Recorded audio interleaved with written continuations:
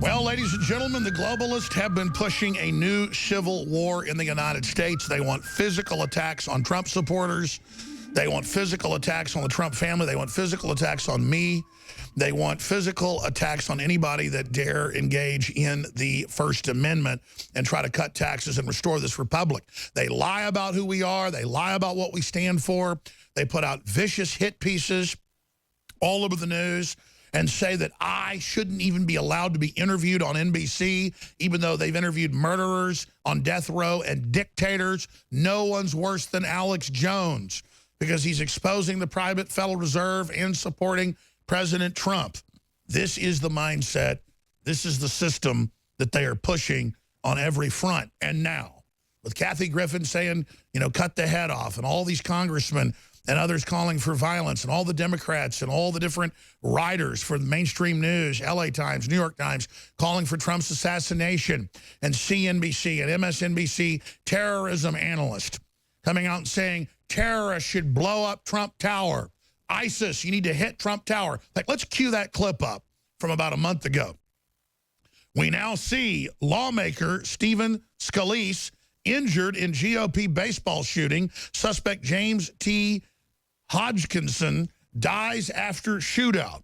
And Paul Watson has the big article on NoWorldOrder.com.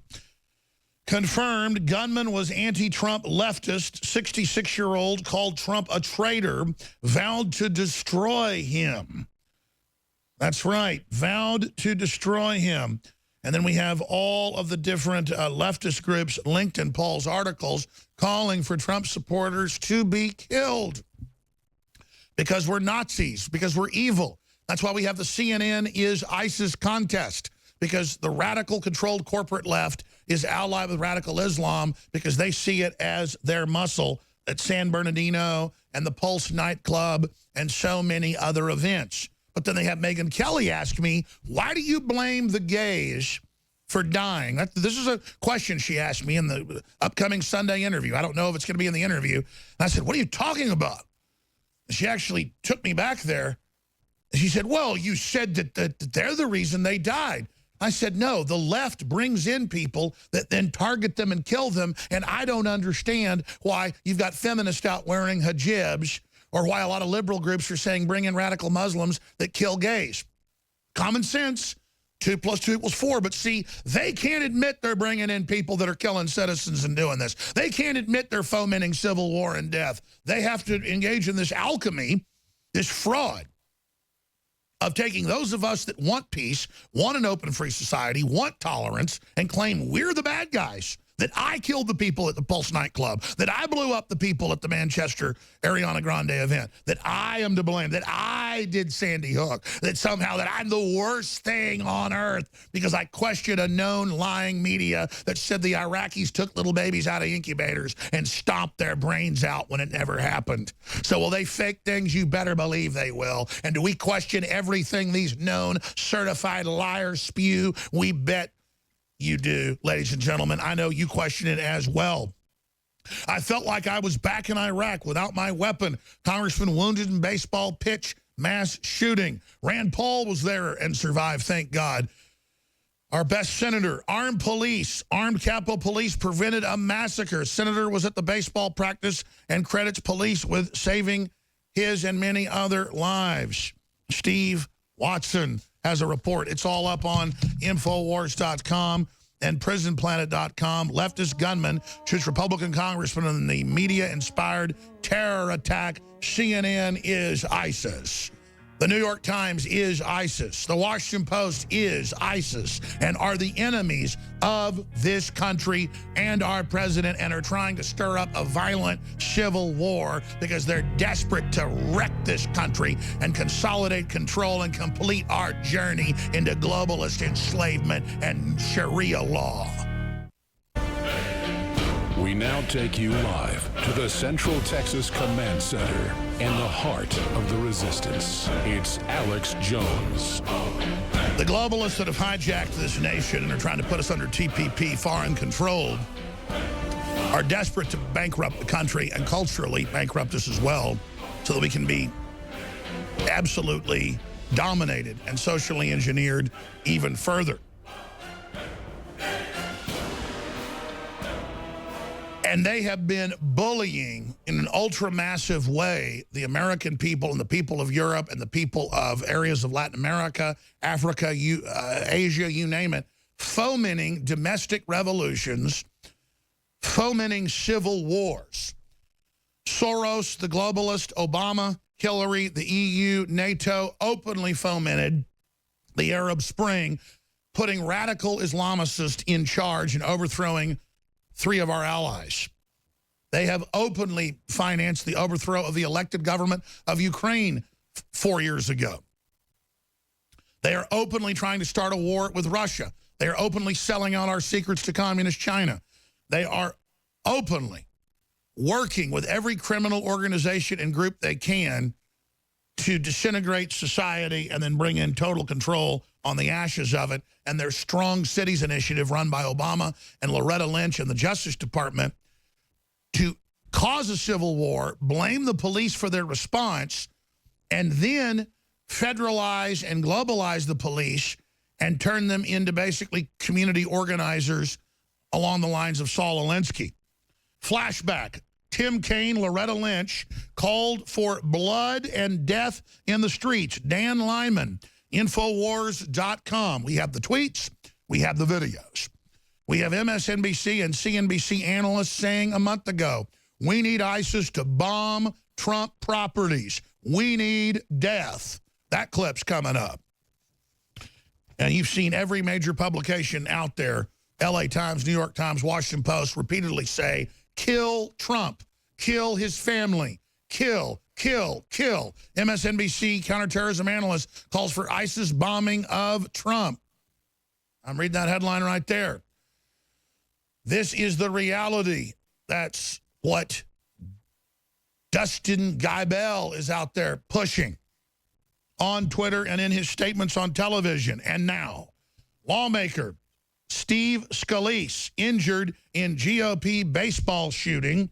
Suspect James T.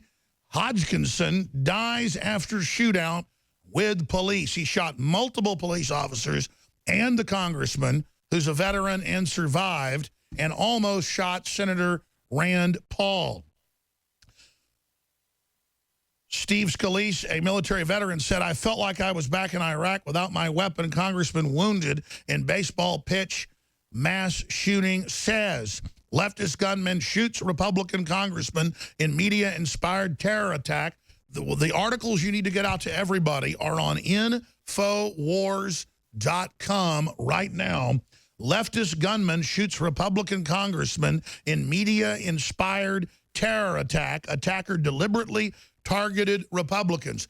He asked the people watching, he said, are those congressmen? They said, yes. Are those senators? Yes. Is it a Republican team? They said, yes. And he began his attack. Can you imagine if someone did this to Democrats? If a conservative, if a libertarian did this, it would be the end of the world.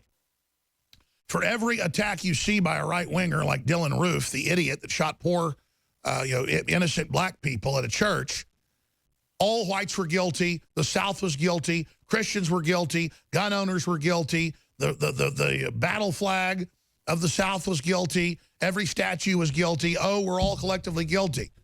Super rare event, horrible, terrible thing. But then Black Lives Matter goes out with their groups that says kill cops, and a whole bunch of cops get killed. And I come out and say Soros and others have funded this PSYOP, and they're behind it. And then Media Matters runs the headline that I said no cops were killed, or I say it's staged and fake, which I didn't say. I said the leftist groups are pushing for cops being killed. The left is pushing for congressmen to be killed and for the president to be killed, and they're not going to be able to spin that or turn that around. But it is an absolute terrorist operation of the Democratic Party when they get up on every major channel and every major news outlet with plays and movies and TV shows and fiction and nonfiction and every paper and just in the schools, and teachers sit there squirting water guns and images of Trump screaming, die, die, die, die. I want Darren McBreen and the rest of the crew to just get all the compilations of Democrats saying kill, kill, die, die, attack Republicans, kill, die, going out, beating people up, the media saying, oh, good, good, attack those Trump supporters. We've got Madonna saying, blow up the White House. She thinks about it every day. All of this, on, and Snoop Dogg saying, kill the president, and then his nephew, Bow Wow, saying, let's grab his wife and let's pimp her. Let's put her into sex slavery because we're liberals and we love jihadists and that's what we do. Just total scum, total trash. Kathy Griffin, all of it, on and on and on. Murder, kill, death, revolution, slaughter, and the summer's coming. And Soros and the big leftist groups are spending hundreds and hundreds and hundreds and hundreds and hundreds of millions of dollars per march nationwide. They spent $280+ million just on the national march in 3 cities. I was there in D.C. the day after the inauguration. They've been attacking us the day before and not letting people go in to hear the inauguration. But there were all the libertarians and conservatives letting them have their demonstration, putting hijabs on. $283 million, if memory serves. Look it up for yourself, to fund that march in 3 major cities: New York, D.C., L.A. They had other little sub ones around the country, but those were funded and bussed in. Millions of women, and they are violent, and they are hateful. And then they had Sharia law marches all over the country pushing Sharia law. So groups then have marches against Sharia law that's incompatible: sexual mutilation, gays being murdered, women being enslaved, women not allowed to work or drive cars. And here in Austin, our own reporters were viciously attacked with people with clubs and carrying AK-47s. The man behind the women, George Soros, gave $246 million to Partners of Women's March. My memory said more than that, but I think they later found some more funding too. So there you go, $246 million, teleprompter free, going off memory, pretty darn good. That's the Washington Times. So now, Paul Watson has the article. Steve Watson has the article. Top Republican politician shot as gunman fires 50 bullets at baseball game, injuring 5 at Republican baseball game. Leftist gunman shoots Republican congressman in media-inspired terror attack. Confirmed. Here's the Paul Watson article. Retweet it. Facebook it. Call into talk radio. Call into C-SPAN with it. Confirmed. Gunman was an anti-Trump leftist. 66-year-old called Trump a traitor, vowed to destroy him. And right beside it is a banner to our contest. A lot of entries coming in. Already a lot of people that are winners. We've got to wade through it all. Getting in public with signs or T-shirts saying CNN is ISIS, CNN is terrorist, CNN is fake news, MSN is fake news, Infowars.com, Infowars.com. As long as you get Infowars.com in, you show them shooting a fake newscast, you get $2,500 just paid out on that from England. Catch MSNBC putting out a fake newscast and you get video of it and expose it, we'll pay out to you. They just caught yesterday interviewing a top Democrat posing as somebody on the street, saying basically impeach Trump. We're going to expose these terrorists, this literal 5th column of revolutionaries that want to overthrow America and bring in a command and control economy where they rule all of us and run our lives. The ultimate dirtbag scum. Like Tim Kaine, who was involved in overthrowing Latin American countries for the CIA. Loretta Lynch and the UN takeover of our police and Black Lives Matter. Called for blood and death in the streets. Dan Lyman. Infowars.com. We need to get that report out to absolutely everyone.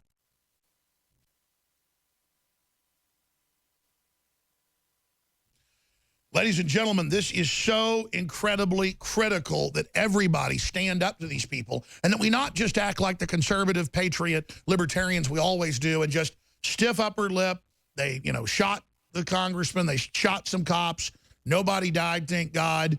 And then we just kind of shut up about it and move on about running the country and working and taking care of our families. We've got to boycott. We've got to point out the Democrats are terrorists. We've got to get in their face with information warfare and point out they're trying to foment a revolution to bully and to intimidate us into total and complete abject servitude. We either take action or they're going to win. But we're so close to winning because we've been peaceful. We have stood up to them. We have exposed them. We have spoken out. That's why they have to misrepresent what we say, misrepresent what we do. We come back, I'm going to play the congressman, the senator, Rand Paul clip, and more. But if you just tuned in, leftist gunman shoots Republican congressman in media-inspired terror attack. Confirmed gunman was an anti-Trump leftist. Congressman Steve Scalise was shot this morning in a politically motivated, targeted terror attack. It's a terror attack by a leftist who deliberately sought out Republicans. And nobody's saying it. I want to tweet right now an Alex Jones quote, real Alex Jones. I'm doing it during the break. This attack on the Republican baseball game is a leftist terror attack by bullying scum that want to stop the Make America Great Again agenda. This is a terror attack by people organizing for mass violence and warfare against what's left of the republic as we desperately try to turn the economy back on and stop a global depression, and as we desperately try to stem the tide of the ISIS al-Qaeda forces that Obama, Saudi Arabia, the Pope, and the globalists have launched into Europe and the United States. World War III has begun.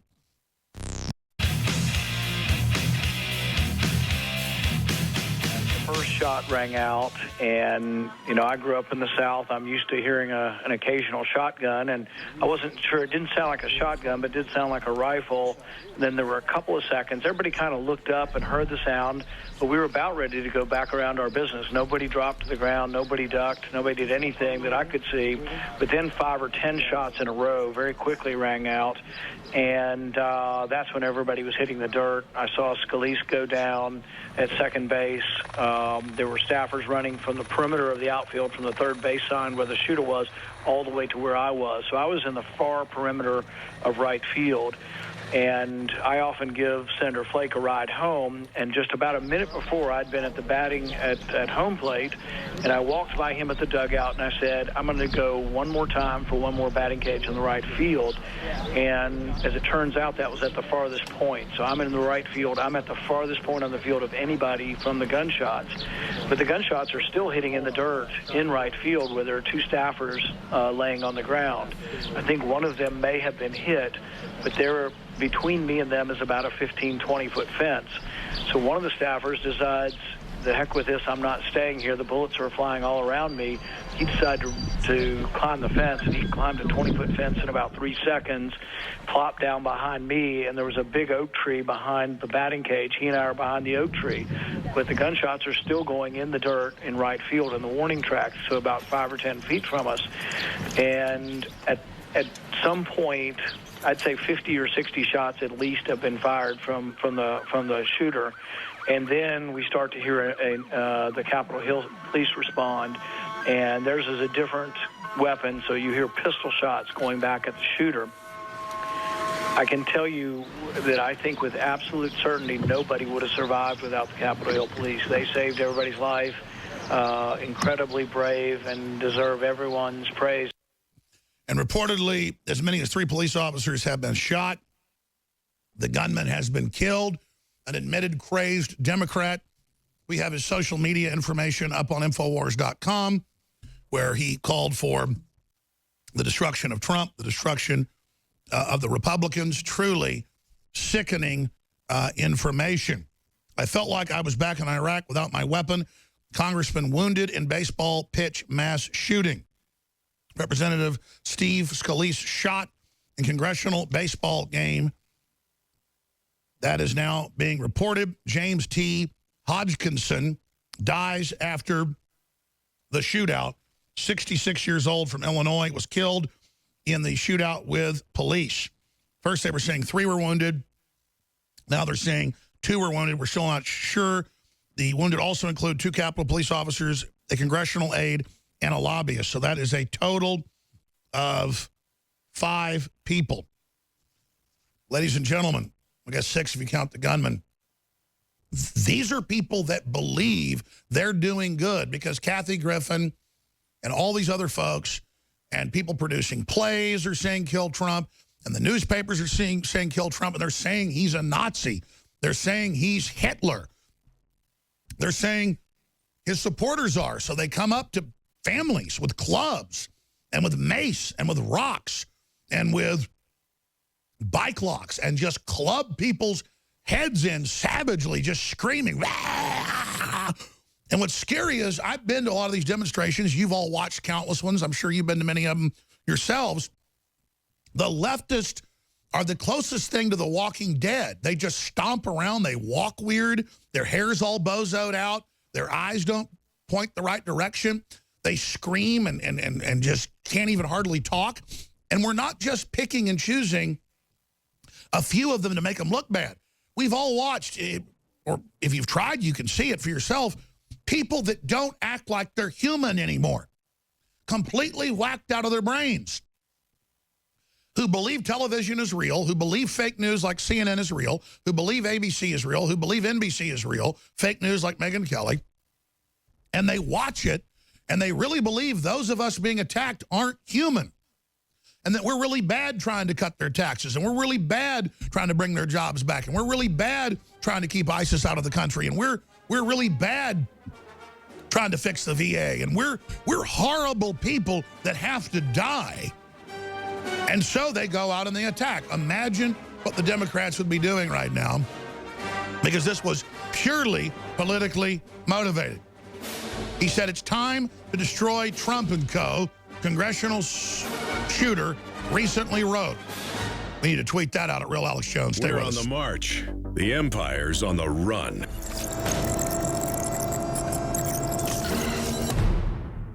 Ladies and gentlemen, we are back live. Dr. Jerome Corsi is here in studio with us, coming down here to work with InfoWars on the massive expansion we're about to engage in onto cable and satellite and a lot more. We're already on some cable and satellite systems, but massive expansion we're working on here pretty soon, because America and the world is awakening. You've never had more listeners, never had more support. I want to thank you all for your prayers and your support. But we're expanding because the enemy is coming in like a flood. You have got thousands and thousands of newspapers, because I look at hundreds every day. Almost every paper in the country I've seen has had op-eds saying, kill Trump, organize his overthrow. Atlantic Monthly has just said, organize a military coup. We have seen Kathy Griffin, come out with her activity. We have seen countless other Hollywood producers and others say, absolutely, let's kill him. We've seen CNBC and MSNBC hosts come out and say we need ISIS to bomb Trump facilities, Trump Tower. This is calling for known terror groups to carry out attacks. This is aiding and abetting enemies. That's why I said 2 days ago, and Media Matters, run by the Democrats, and George Soros picked it up and said, Alex Jones says he's ready for Trump to move with military action. Dr. Jerome Corsi, former counterterrorism specialist, banking specialist, best-selling author, he was on when I said that. I don't want a coup. They're involved in the coup, an active attempt to start a bloody civil war.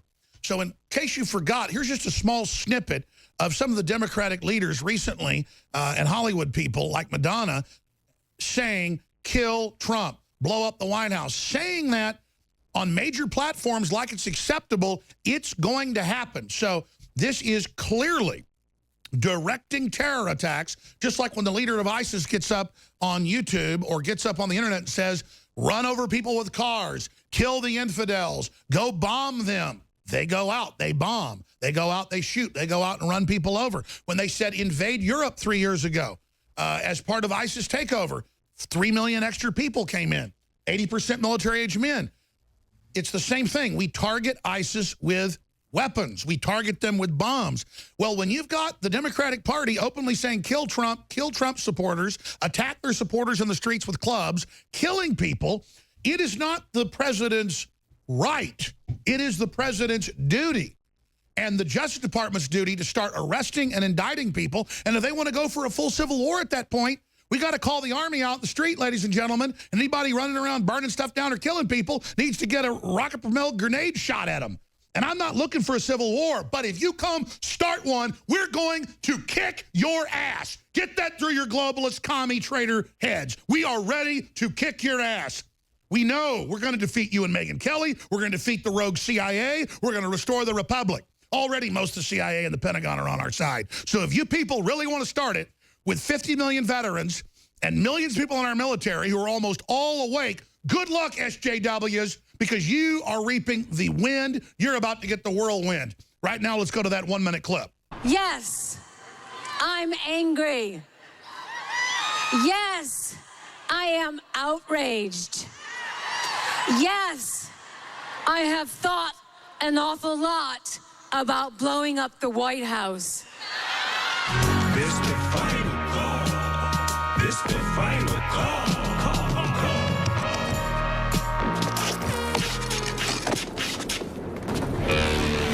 Snoop Dogg killing the president.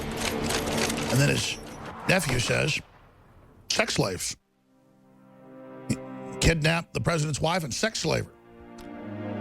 And then Kathy Griffin saying, let's kill Trump together. That's nothing compared to the plays, the movies, the TV shows.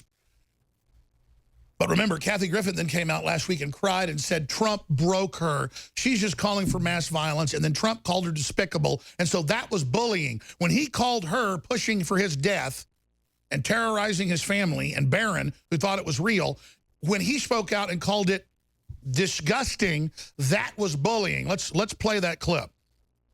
And there's no mistaking that. I don't think I will have a career after this. I think he, I'm going to be honest, he broke me. He broke me. He broke. Now let's talk about where this spin's going to go with Dr. Jerome Corsi, a psychological warfare expert and battling communists, Islamicists, you name it. Let's talk about what they're going to do. They're going to talk about Gabby Giffords being shot by a mental patient who was a Democrat, who was taking hallucinogens every day for years and had a satanic altar in his backyard and went and killed, shot some folks and wounded her because he was completely out of his mind. That's totally different than the Democrats everywhere. It'd be one thing if Republicans, back when Giffords got shot, were saying, go kill Congress people, go kill the president, go after Obama. And then it happened, you could try to pin it on Republicans. You can't do that because they weren't calling for it. The Democrats are frothing like Cujo with rabies to attack Trump supporters, to bully people, to fire people, to boycott people, to kill the president, to put his wife in sex slavery. So, Giffords has now come out and said her heart is with my former colleagues. Well, great. Please then speak out against the Democrats calling for all of these attacks. Of course, Trump's come out and said Representative Steve Scalise of Louisiana is a true friend and breaks down the fact that this is all a very, very serious tragedy. Again, let me read you the Trump quote if we can. We can pause that. I can. Representative Steve Scalise of Louisiana is a friend, a true friend, a patriot, and was badly injured but will fully recover. Our thoughts and prayers are with him. We need Trump to tweet, this is Democrat-inspired terrorism directly caused by their organized, concerted effort to start a bloody civil war, which they're going to kick off. I mean, this is beyond war propaganda to launch the Spanish-American War in 1898 or the Gulf War of 2003. I mean, this is classic PR, major rollout, demonizing Trump, demonizing myself, lying about what we say, lying about what we stand for, saying things we never said. A full court press, as Dr. Corsi said Monday, they're preparing a civil war, probably in July. They're preparing everybody for Trump to be assassinated, and they're preparing to try to trigger mass shootings that will make the Republicans roll over in fear, and mass shootings of police under strong cities, hoping they roll over, with Black Lives and Soros and others openly pushing this, saying, you give in to us and you do what we want, or we're going to activate through the media, through the hype, more mentally ill people and more Black Lives Matter to come kill you. And you watch. You're going to see a bunch of cops get killed now. They've activated. They've activated. You're going to see more politicians and more Republicans shot. I've got to have, security. It's on, ladies and gentlemen. So they've rewritten the rules of succession to kill Trump or overthrow him and to remove all Republicans elected in the last election. This is the official Democratic Party through the elite Atlantic Monthly. They're also saying it in New Yorker magazine. Deep state moles, continuity of government plan to overthrow Trump. They mean business. They are a foreign multinational force. Now, Dr. Corsi literally wrote the book, not just his other #1 New York Times bestsellers, but wrote the book on NAFTA and GATT and TPP, IMF, World Bank, world government. Lou Dobbs, he was one of Lou Dobbs' top advisors. Lou Dobbs, a great hero, had top ratings at CNN, even better than, O'Reilly had when he got fired. Fired because he was leading the charge against globalism and the end of the country. They may have fired him, but still, we all owe Lou Dobbs a round of applause for the success with TPP, the Paris, and everything. But Corsi was at the tip of the spear and still is, exposing globalism. Trump's great crime is pulling us out of it. So these foreign multinationals are working with Islamicists, leftist, communists, the same ones I saw attacking our reporters this weekend in Austin, preparing a massive... Folks, I never saw communists on the street hardly in my life, except in, like, New York. I see them everywhere now in Austin. They have attacked our crew repeatedly. They're all over the country. They're activating. They're getting ready for their big move. You've been totally on target, Dr. Corsi. You're with us till the bottom of the hour next hour when other guests join us. But I just want listeners to know I'm a little bit, upset here because we told you it was all coming. We've studied history. We've studied the globalists. We've studied how they foment the Arab Spring and other civil wars, how they tried to overthrow Russia. We're not saying Russia's perfect, but the same globalists have been trying to overthrow Russia. They're trying to overthrow us, okay? So the only Russia connection is we're under attack by the same dirtbags. Dr. Corsi. Well, I mean, first of all, let's put it in context. When 1960, when Jack Kennedy won, Richard Nixon said, well, we might have lost the election by vote fraud in Illinois, but I'm not going to contest it. And that was all fair. It was easy to let it go. Now what happened is get to 2000, and Al Gore says, no, I'm going to contest it in the courts. What we got to realize is that these Democrats have now gone completely over to the other side. They're off the cliff. They're Marxists. They're beyond over the cliff. They are frothing terrorists. Yes, I mean, for real. Well, and they're going to use violence. They've gone right to the Saul Alinsky, right to the Bill Ayers playbook. They have completely embraced it. What you have here... This is Austin this weekend. You have a failure of the Democratic Party to accept the legitimacy of an election in which Donald Trump was elected. The Democratic Party is going to obstruct. They're going to use violence. They're going to use riots. They're going to use Soros-funded thugs. The inauguration was the beginning of this, which was violent activity, breaking windows, assaulting people who wanted to go into the inauguration. This is in the streets now. And we have Newsweek and Times saying a case for rioting, and the Huffington Post saying get violent. Aren't these people going to get held accountable who are calling for organized crime? Well, what they're going to do is the deep state and the left, the Democrats are going to blame Trump for this. They're going to say it's all Trump's fault.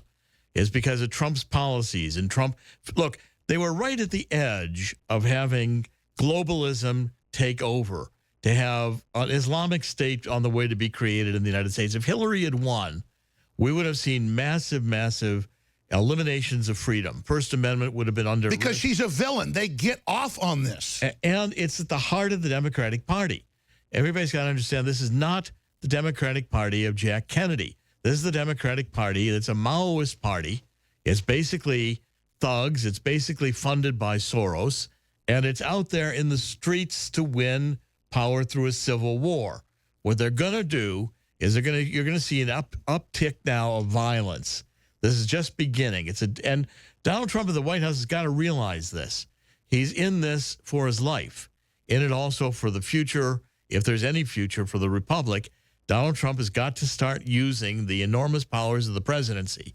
First of all, Jeff Sessions yesterday, they didn't get Jeff Sessions. The Democrats were gunning for him, and Jeff Sessions outsmarted them. So now they're going to up the ante. They want the special prosecutor. We've got Mueller. He's hiring a whole bunch of Democrats in there who are going to be Hillary, people who donated to Hillary. These are people who hate Trump. And we're going to get back into that in a minute. But Dr. Corsi, we're not just saying this. We've been telling everybody this is coming. That's why they hate us. That's why InfoWars is public enemy #1, because they know. Let's get Matt Brackett on today, by the way, guys. They know that we know their battle plan, and it totally freaks them out that we've laid it all out before they even laid it out. And so we've got to stop them. This is a clear and present danger. This is mainstream media organizing mass murder criminally. I mean, what does the president do? He has to move against these people. First of all, you've got it started with a propaganda campaign. The idea was to begin by saying, look, the Russians stole the election. Well, now that meme is gone because it's obviously clear there's no evidence that the Russians did anything. It was Hillary and Podesta who were working and being paid by the Russians. They're not going to be investigated. We've got a politicized Department of Justice that will not investigate the obvious crimes of Hillary, Podesta, the Democrats, Solyndra. So they're going to move on to civil unrest, and they're going to move on to obstruction of justice of a non-crime. Okay, now what President Trump's got to do, he's got to realize that, first of all, this is a war, and it's going to be a civil war, and it's going to be violent. So the powers of the presidency have to be exerted. First of all, Donald Trump's got to say, no more hearings. That's it. No more hearings. We're done with the hearings. And he has to start arresting some of the moles in the government that have been leaking under sedition. If he can link them to foreign combines, not just governments, he has to use those acts of espionage, because this is globalism. So if they're on a corporate board and are trying to sell the country out, it's just like working for the Chinese. He needs to start arresting them. Well, and also, I mean, get a control. Fire Priebus. You've got a whole bunch of the GOP elite. Priebus's meal ticket is the donors to the Republican National Committee. It's Ryan, McConnell. He doesn't care if Trump goes down. He's got a job. Get rid of Priebus and clean out all of throughout the administration, people who've had jobs with Obama. But what does he do if they're learning if he learns they're preparing a physical coup, which they're openly priming the public for? Right. He's got to move. I mean, he's got to move against these criminals. The first step is to get a hold of his own house and to put an end. No more hearings. That's done. Special prosecutor, pardon General Flynn. And that's the end of the special And let's remember, because the Clintons pardoned a bunch of people, and the Clintons wouldn't go to hearings, and Loretta Lynch wouldn't go to hearings, and Susan Rice wouldn't go. None of these people would go to hearings. Why is Trump's people going to hearings? It should stop it right now. So that's it. There's no evidence that Russian meme. That's done. We're not going to talk about that anymore. Obstruction of justice. President's got to say, look, I have the full authority to tell the Department of Justice what to do. Full authority to fire Comey. Full authority to inquire about an investigation. Full authority to start or stop an FBI investigation. This nonsense of obstruction of justice does not apply. I agree with you, but we're going to break. What does he do now when Black Lives Matter, funded by Soros and others, are openly saying kill cops?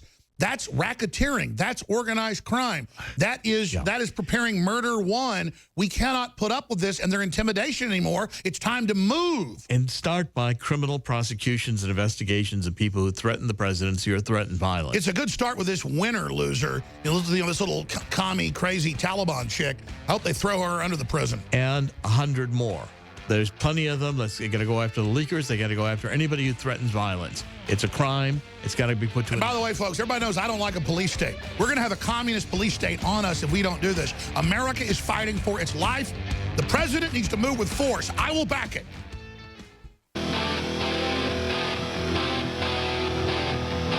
Tell everybody you know, tune in now. This is a war. It isn't a broadcast. Keep telling everybody. Waging war on corruption. It's Alex Jones coming to you live from the front lines of the InfoWar. People used to say I was anti-police, anti-military. No, I was against the Clintons and the globalists organizing it to go after veterans and gun owners. We got the secret documents from good law enforcement. We exposed it. InfoWars broke all that. That's why they hate us. We have put out more leaks to defend the Republic than any other group out there, other than Dr. Corsi and the work he did at WorldNet Daily and all the books he's written. And that's why we're teamed up here at InfoWars. And it's not about credit. You have to understand why the #1 story in the country until this tragic shooting at the Republican baseball game today by a crazed leftist who had said on Facebook and Twitter and other publications, I'm going out to bring down Trump. In fact, let's put some of his quotes up on screen. There's Paul Watson articles and others. Congressional shooter recently wrote, it's time to destroy Trump and co. Here's the deal. When you have all over the country, Democrats now marching with guns, with their fingers on the trigger. It's not like us in open carry to defend the Second Amendment. We're saying hi to the cops and everybody's being safe and, you know, the guns aren't loaded and all the rest of it. We have the right for them to be, but we're not trying to have a mass shootout. We go out there, they got fingers on their triggers, and then we're coming over and hitting my reporters. You have any idea how dangerous this is? This is just in Austin a few days ago. And now we learn the shooter, a left-wing activist obsessed was Sanders. So, well, then he ought to be mad at Hillary because Hillary stole it from him. These people are whacked out of their brains. They want a violent revolution. They want the money. They have been taught that's how they get ahead in life. And of course, they're never going to get it. It's going to make the country, though, go into a tailspin. So this has happened in America before with Lincoln and Andrew Jackson. There were other cases. It happened when President Thomas Jefferson was in. And Jefferson wasn't a big military guy, but he had to use the military to stop a civil war. We've had these things before, ladies and gentlemen, but this isn't like North versus South where both sides had their beefs. This is the globalists, the communists, the George Soroses, the Saul Alinsky's, the Bill Ayers running this. This is the worst kind of revolution. And so I ask you, what is the president supposed to do? We need to let the president know we're tired of being timid. My gut, I'm a father, I'm politically savvy. My gut tells me we need hundreds of people arrested today. We need thousands by the end of the week that have all said kill the president, organize this and that. If you say let's kill the president or ISIS needs to bomb the president, that CNBC, MSNBC guy should be SWAT teamed today. He should fall down the stairs, okay? These people want a war. We got to snuff this thing out before it gets out of control. This is, folks, I've studied history. I told you this was all coming, okay? I don't want to brag, but I am on target like a laser-guided munition, okay? I'm telling you, the Republic has never been in such peril. And you got China running around crazy, and all the rest of this stuff, and Latin America collapsing, and Africa collapsing, and the Middle East up in flames. The whole world is going to go into flames. It'll make World War II look like a cakewalk. We need strong leadership now. And that's why good people in our government, the American people, put Trump in. There's a civil war with patriots trying to take America back. So pray for this country. Call C-SPAN, call the White House, call the media. The Democrats are terrorists. They're the enemy. They called for this. And they need to all come out and say we don't want violence, and we want people that are calling for it and organizing and arrested. Now, briefly, we're going to come back with Corsi for at least 30 more minutes. We'll be back in the 4th hour with Roger Stone. I need money. I'm in a war. I'm building another studio. I'm desperately trying to hire people. I got the globalists trying to take our sponsors, doing all sorts of other stuff, but I'm expanding in their face. But this is a war. We have incredible supplements, incredible T-shirts, incredible water filters, 20% off Liver Shield and Oxy Powders, the new special. Liver Shield's amazing, 20% off on that. We have the fluoride-free toothpaste and hundreds of other great items at InfoWarsStore.com. But we need ammo in the fight, and that's money. So get products you need and fund the second American revolution against the globalists at InfoWarsStore.com. Hour number 2 coming up. Tell everybody, tune in. The story's told. Dr. Corsi is our guest in studio. Dr. Jerome Corsi. I'm Alex Jones, your host. I've been ranting here. I want to give him the floor on this short segment. We're going to come back and lay out more with the Capitol shooting outside the Capitol of the Republican baseball game. Rand Paul was almost hit. Another congressman was. 4 others were shot as well. The gunman was killed.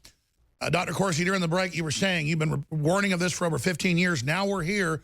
The Democrats openly want a violent revolution. Well, and I've been writing about this, going back to 2004, trying to warn people that this was really a revolution, that this is really the far, hard left now in complete deciding that they can take over. They were desperately disappointed that they didn't win with Hillary. They had their agenda all planned. They were going to go into the Paris Climate Accord. They were going to expand the relationships with the EU. We're going to open our borders, all the things that Trump was opposed to, and now they're just desperate. The point is, Donald Trump has got to understand, the presidency's got to understand that this is a war, and he's got to get control of the administration. Got to fire people who were there from holdovers. And he's not going to make them happy giving them a new liberal health care bill with a bunch of free stuff like he's trying. They don't care. The minions of this just want to burn America. And secondly, I mean, this is the whole core of this, where the Democrats are, is now truly hate America and destroy America. This is don't make any mistake, the Democrats have become a communist party. They're trying to foment a revolution. That's what this obstruct is about. And President Trump's got to get a hold, even in the White House, of the message. Every time you've got the mainstream media and these press briefings in the front row acting up, they're setting the agenda. The New York Times, Washington Post, they're setting the agenda. They want to make it a gotcha question about Attorney General Sessions that now is the next news cycle. Donald Trump's got to get a hold of that. We've got to say, okay, General Flynn's pardoned. There's no reason for a special prosecutor. I'm in control of the Department of Justice and the FBI. Anybody who makes threats against the president, threats of violence, is going to get investigated and prosecuted. We're going to expand the Secret Service. We're going to expand the FBI and get all of the Democrats out of the FBI. Why wasn't Hillary investigated for the Clinton Foundation? Why wasn't, what happened ever with, Wiener's computer and all the emails? All the pedophilia. All these pedophilia, all the rampant corruption, Solyndra, all the things the Democrats did, no prosecution because they've had their fixers, Lynch, Comey, Holder. These are the people who were the criminals. And now here come these rats out of the sewer claiming Trump's done something, and they have the hearings, and he's literally had done nothing. Well, the whole point is they're going to blame Trump no matter what. Everything that happens is going to be Trump's problem. The whole idea of the left is constantly to obstruct. They're not wanting to run the country. They don't want to do anything positive. They just want to destroy Donald Trump. And if they can't get him impeached, then the next thing, and I've been saying this, will be to assassinate him. This is the most frightening period of time, I think, since JFK was alive, and all the efforts to warn JFK, he didn't listen. Donald Trump has got to listen. This is serious. These people do not intend to lose. It's a coup d'etat, deep state coup d'etat, and he's got to clean out the CIA. He's got to basically start at ground zero, reduce the size of the federal government by a half, and get rid of all the people who are there who are not loyal to the administration. Now, when we come back, I want to ask you the question. I want to open the phones up, Dr. Corsi. I get that's the smart thing to do. There's a total mutiny in the government. They're just ignoring him. What does he do then if they start killing more people on the street, killing more Trump supporters? The media keeps celebrating it. By the way, I was looking earlier. We need to do a story on this. There are people online on Twitter celebrating the congressman being shot, saying too bad he didn't die. So we're going to get that out on InfoWars.com coming up as well. The toll-free number to join us, I'll give it to you when we come back on the other side of this quick break. I'm Alex Jones, InfoWars.com. They're doing everything they can to shut it down for a reason, because we're fighting for America and we tell the truth. His wife said, well, he's a tough guy. He's not a tough guy. He's a bully and he's a bitch and he can suck my and I'll meet him in a hotel room any other day of the week and give him a Louisville Slugger. Kiss my mother ass, you bitch punk sucker. Yes, I'm angry. Yes, I am outraged. Yes, I have thought an awful lot about blowing up the White House. This the final call. This the final call. And Snoop goes out and kills Trump, and Bow Wow wants to rape his wife and put her in sex slavery because he's a good guy. He likes Islam too. Of course he does. How dare you try to build factories in black areas? Bang. And then another failed Kathy Griffin. Oh, she's a poor victim. Trump said she was despicable when she simulated his murder. And now confirmed, gunman was an anti-Trump leftist who said it was time to destroy Trump and co. That's all up on InfoWars.com. And guess what's on Twitter? It's all over Twitter. I saw it this morning. Drudge Report is linked to it. We can put it up on screen. I can read you some of these tweets. Twitter is just on fire. Left-wing Twitter users called out for celebrating GOP baseball shooting. Imagine with Gabby Giffords if Republicans had celebrated that, even though he was a hallucinogen drug addict that did it. He was a Democrat. Doesn't matter. Just imagine we still got blamed for it. But imagine they celebrate, they push for it, it happens. They celebrate again because this is what they want. They're either rich Hollywood scum, in their own words, in their own little fantasy land, or they're people living on welfare that are all into being victims. Think about that. Think about it. It's all these betas that have this dream of war. The toll-free number to join us is 877-789-2539, 877-789-2539. Dr. Jerome Corsi is our guest. Doc, you've been saying it. The plan is civil war this summer. The Democrats have doubled their funding for it. They're organizing it everywhere. Pelosi thinks George W. Bush is still in office. Doesn't know what planet she's on. Maxine Waters is as well. But people should worry about this because I mean, this could get out of hand very, very quickly. What do you think's about to happen? Well, first of all, as soon as we really understand where the left is, where now the Democrats are, Tom Perez, who's La Raza, Marxist, heading the Democratic Party. This is the Democratic Party that's a socialist Maoist party. They intend violence. They hate America. They do not accept the presidency of Donald Trump as legitimate, which is a key thing. In our republic, constitutional republic, in every election, the other side accepts the loss if they lose. But this time, the Democrats have tried to legitimate with this Russian meme, which has no evidence. It's got to be put to an end. What's going to happen? More violence, because these people have lost their minds. These people are all really stooges of a Marxist movement to destroy America. So expect more shootings of this nature. Donald Trump has got to dramatically increase his security. Congress, GOP and Congress dramatically increase its security. Anyone, including like us, speaking out, trying to defend America, are going to have to be concerned about security. We're going to have race riots. We're going to see violence throughout the summer. We're going to see a continual uptick. And if it gets celebrated on Twitter and other social media, we've got to have the Department of Justice out there finding these people and prosecuting them. These are crimes.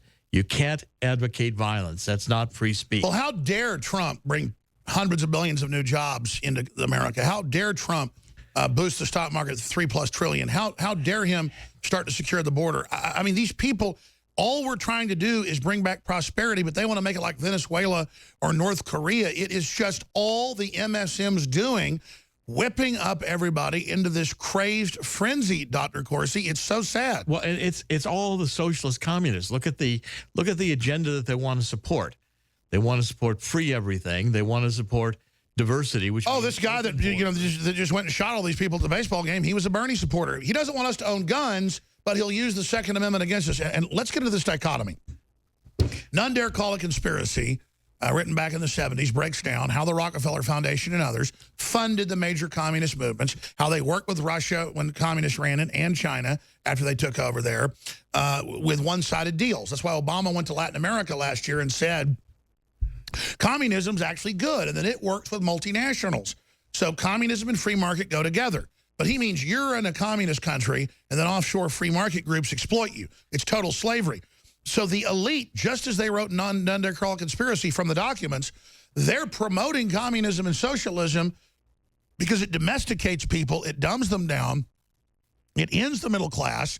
Then the elites sit offshore outside of the communist or socialist system they bring in. This is really just feudalism. Can you explain that paradigm? Well, it's very simple. The whole idea of the communists are that, basically it's a lie. This whole idea we're all going to be equal, everything's going to be distributed, everything's going to be free. It's the capitalists who are stealing from you. It's always produced mass murder and mass poverty. Yes, but why do the ultra-rich then keep funding it? Because they're essentially globalists, and I understand that if there is a communist state or there's a globalist state, they're going to be the elite at the top. That's their whole plan. I mean, you don't think Hillary Clinton is living, in a project somewhere. She's worth billions. And you don't think any of these globalists, the actors... And let's expand on that. You go out to one of these communist marches that are now like roaches running around, and there's so many of them, and they literally, black, white, Hispanic, I don't care, look like they've been lobotomized, look like film footage I've seen on PBS of mental wards or state hospitals. I mean, everybody's seen it for themselves. Drooling, eyes pointing different directions, screaming cuss words, throwing fits, urinating on themselves, throwing pee on people. I mean, they act like lobotomized mental patients. What is going on? Well, you got to understand, look at how close, if you look at Hillary, if you look at how close they thought they were. They had a Paris Climate Accord, which was going to be a massive carbon tax. They were shutting down the coal industry. They were reducing America's ability to produce energy. Then we had the UN on the rise, and we had the EU on the rise. Roll back Brexit.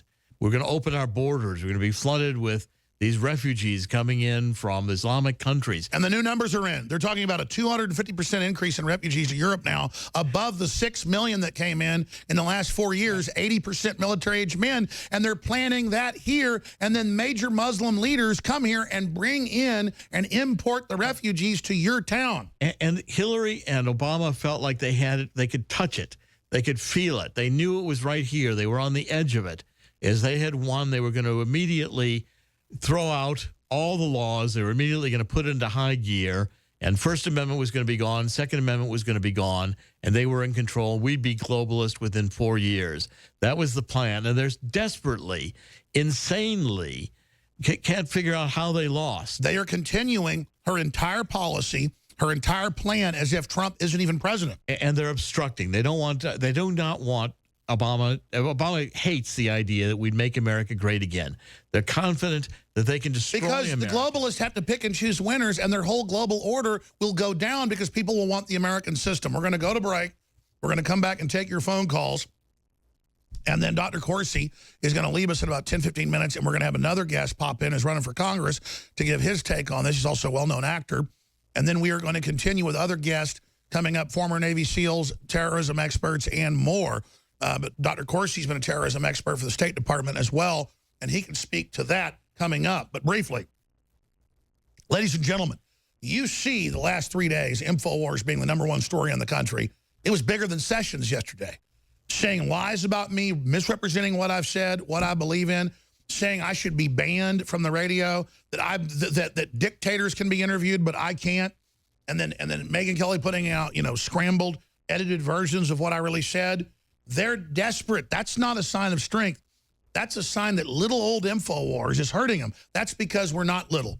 Tens of millions of people tune in every day to one format or another of this show. 40+ million a week and growing. And the talking points we talk about of basic Americana are the new talking points of talk radio and everybody else. That's why they're so scared of InfoWars. They know we're a central fountain,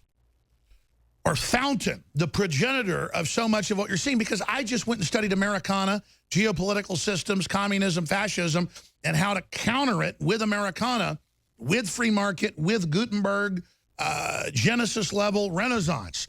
I'm simply bringing back what was already there. I didn't invent any of this. But the vampires know what it is. They're scared of it. We need your prayers now more than ever, and we need your financial support. InfoWarsStore.com. It is a patriotic duty against the globalists. We have great products, high-quality supplements, a lot of big discounts. Oh, I forgot. I decided to launch until the end of the month free store-wide shipping, and you sign up for auto ship, you get an additional 10% off. Emmerich's Essentials, the shampoo, and so many other products, those are 25% off.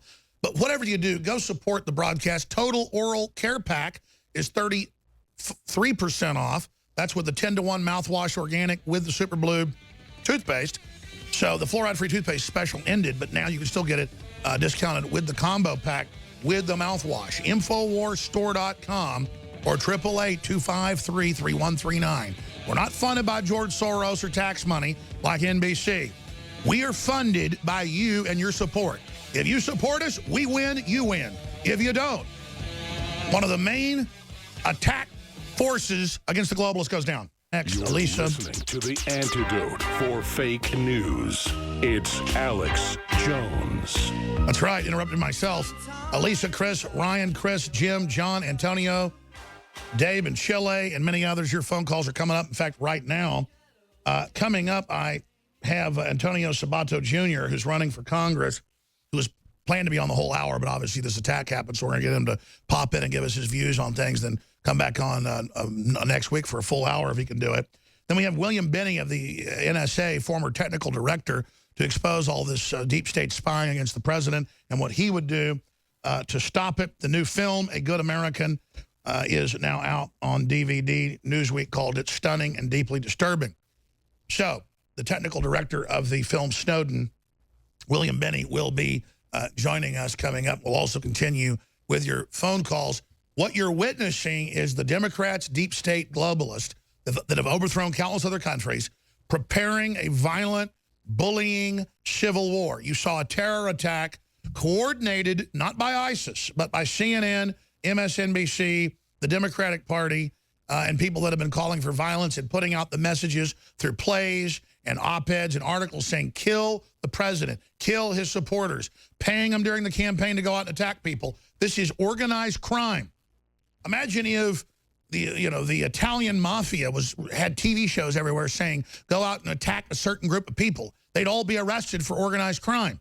Or imagine if, Muslims were doing it. Well, I guess they'd be allowed to do it because Muslims are above the law and they're allowed to organize attacks. Imagine if Christians were going out and, say, kill people. They would all be arrested. But because it's Muslims and liberals, they're allowed to do it. Dr. Corsi? Well, and also, everybody's got to realize how sophisticated this is. You've got really professional techniques here of propaganda. It starts out with lies. It starts out with a Russian meme that Hillary made up in order to explain why she lost. And then Trump's a racist, and Trump's a Nazi, and his supporters are. So first we're dehumanized, then they say kill us, and then the killing starts. And the messages are being sent out by MSNBC Daily and CNN, which is the hate Trump, hate Trump, hate Trump, demonize. He's going to do this to you. He's going to take this away. You never thought he was going to be elected. He isn't legitimate. These messages resonate, and they get then with a veneer of violence. Let's eliminate. Let's kill. Let's damage, let's destroy, let's obstruct. This whole thing is a Democratic, far-left, Marxist propaganda campaign, and it's going to have to trace back into the CIA. Got to the CIA that's packed with John Brennan, people who are anti-America, basically fundamentally wanting the Democrats' agenda, and that's throughout the administration, and including in the White House. That's right. Let's go to calls. Dr. Corsi's our guest. I'm Alex Jones. Infowars.com is the site they fear. Spread it today. If you're a new listener, find out why they hate us so much, because we're just common sense. Let's go to Alyssa in Oregon. Alyssa in Oregon, you're on the air. I call. You bet. This is an absolute war. You and Corsi hit the nail on the head. And I tweeted at the president this morning that he needs to go on the full offensive now, because they're out for blood now. This is not just, little fools on Twitter harassing him anymore. This is a full-on offensive against us. And I don't think there was an accident that this happened on Donald Trump's birthday. They are sending a message to us. That's right. Oh, they sent a message. Nobody has pointed this out yet. That's right. I think there's more to this story. And Trump's 71 today. That's right. Yeah. And Donald Trump's got to pay attention. I tell him as seriously as we try to tell Jack Kennedy. These people are deadly serious and they're going to kill you.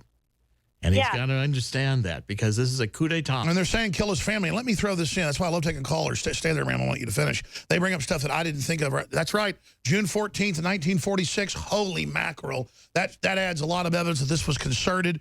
We know the media hyped it up. They've said kill his family, kill Melania, kill all of them. He's got so much courage. 71, our oldest president ever elected. Think about that. That doesn't look like it. Donald John Trump, I mean, you just can't help but love his courage, how much he's already delivered on. I just can't believe it. But, there's not just evil in this world. We got to tweet that out right now. This was a birthday message from the leftists.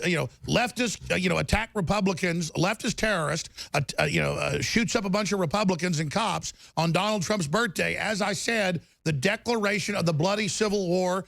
And the problem is if they kick it off, fighting back against these people is like, it's pointless. They're such scum. It's pathetic. There's no reason for this. There's no honor. They're a bunch of useful idiots. Alyssa? Yeah, and I tweeted a big long thread to the president. My account is @NotDoneWinning, wiretap subpoena, and they locked me out of my Twitter account. This is a full-on war. Oh, yeah, the censorship has really intensified where common sense stuff isn't getting out there. They're trying to start a civil war, folks. We got to get the word out. It's an info war. We'll be back with more of your calls, special guests. Stay with us. We're on the march. The empire's on the run. Alex Jones and the GCN Radio Network. It's Paul Joseph Watson, and the T-shirt has finally arrived. Nothing triggers safe space snowflakes more than this slogan and my face. It is the new T-shirt from InfoWarsStore.com. Conservatism is the new counterculture. You've seen how much this triggers the safe space snowflakes. The left controls culture. They control arts. They control entertainment. They have the complete monopoly on culture, which is why conservatism is the new counterculture. We are striking back in the culture war. This triggers snowflakes like nothing you've ever seen in your life. You've seen how much they absolutely hate the image of my face and that particular slogan, conservatism is the new counterculture. This t-shirt is not only a conversation starter, it will trigger the holy hell out of leftists. It will make me incredibly happy. It's available right now. Get yours at InfoWarsStore.com. As you all know, shortly after 7 a.m. this morning, a gunman opened fire on members of Congress and their staffs as they were practicing for tomorrow's annual charity baseball game. Authorities are continuing to investigate the crime, and the assailant has now died from his injuries. The FBI is leading the investigation and will continue to provide updates as new information becomes available. Congressman Steve Scalise, a member of House leadership, was shot and badly wounded and is now in stable condition at the hospital, along with two very courageous Capitol police officers. At least two others were also wounded. Many lives would have been lost if not for the heroic actions of the two Capitol police officers who took down the gunman despite sustaining gunshot wounds during a very, very brutal assault. Melania and I are grateful for their heroism and praying for the swift recovery of all victims. Congressman Scalise is a friend. Ladies and gentlemen, I do know that's true. I know they're friends. They've talked about it. I am so blown away right now, I can hardly not even do the show. I don't mean to interrupt the president with that statement that just came out live. I have to interrupt him. They're in there pulling it off. Because we've got TVs with DVRs, obviously in live time, recording major news channels, fake news channels like CNN. I just saw it, and David Knight saw it too, one of our reporters, and they're in there pulling it right now. David Knight just tweeted, at Libertarian, that's his Twitter handle, CNN just aired Man on the Street where one said, I just want people to know he wasn't evil, just tired of politics. And I saw the clip. Wolf Blitzer and them say nothing and seem to agree. And you know CNN's famous for interviewing camera people, producers, and fakes. They just got caught recently doing it again. So does MSNBC. It looked totally staged. We're getting the video right now where he's like, he wasn't an evil man. He was just tired of these policies is what I heard. And CNN cuts back. I mean, CNN, ladies and gentlemen, is so disgusting. So I'm going to have our guest pop in that wasn't me on for a full hour, but obviously because of breaking news, he isn't. I want to invite him back up in the next week because we have this initiative here of trying to get these great people that are running for Congress or running for governor or running for legislature on the show at least a few times a week to continue the American Revolution, to try to restore the Republic. Antonio Sabato Jr., obviously nobody really needs me to give you an introduction to him. He's one of the hottest commodities to come on daytime television, top TV shows, movies, you name it. He's a Calvin Klein model. I'm not going to go over it all. But what really matters is he's running for Congress. He's a patriot. And to do that when you're big in Hollywood and a major celebrity and A-list TV, movies, you name it, to do that is basically like taking cyanide for your career. I mean, it takes a lot of courage. Conservatives and libertarians have to meet in secret to even, talk about ideas. He was also blacklisted in Hollywood for speaking out and endorsing Trump. So he's a real hero. So he's with us for the rest of the hour. And then I really want to invite him up for a full hour because he's such an interesting and well-spoken person. Also, you can VoteAntonio.com. On May 8, 2017, Sabato filed paperwork with the Federal Election Commission announcing plans to run for the 26th District Congressional seat in California as a Republican against incumbent Democrat Julia Brownlee. And I'm going to tell you, if he isn't presidential material, great career, smart guy, patriot, will buck the system, I don't know who is. So we need to get him into Congress, first things first. Facebook.com/Antonio Sabato Jr. live. But what a country where the Democrats are everywhere saying kill Trump, kill his family, kill his supporters. Jimmy Fallon didn't criticize Trump enough, so they want him fired. And he comes out and grovels and says, okay, I hate him, please don't fire me.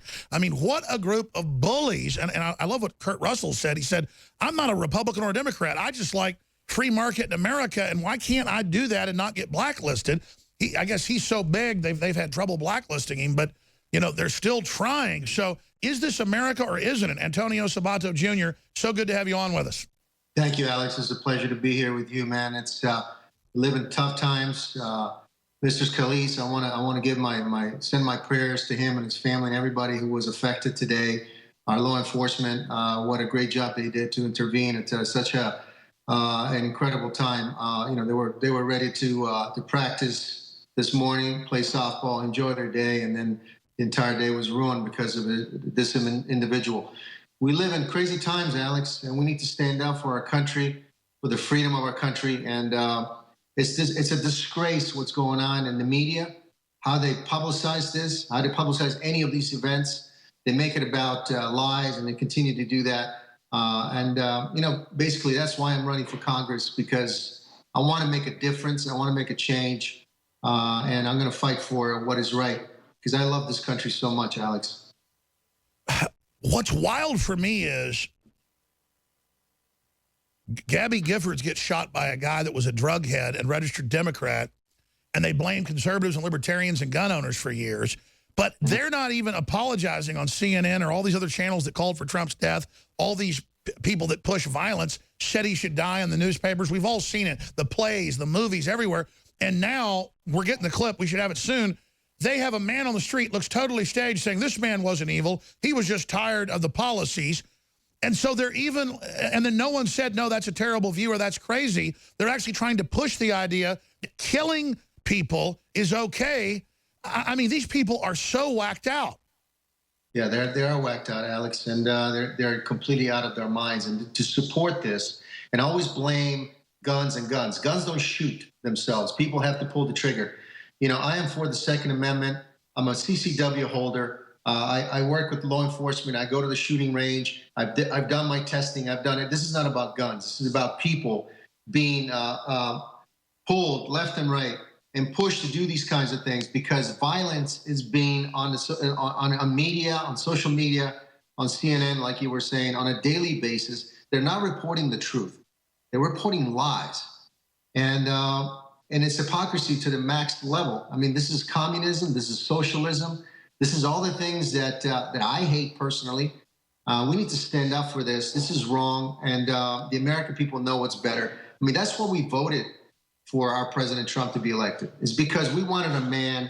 I mean, look at this man. This man, by the way, happy birthday, Mr. President. It's your birthday today. It's kind of sad that on your birthday these kinds of things are happening, but this man left $11 billion.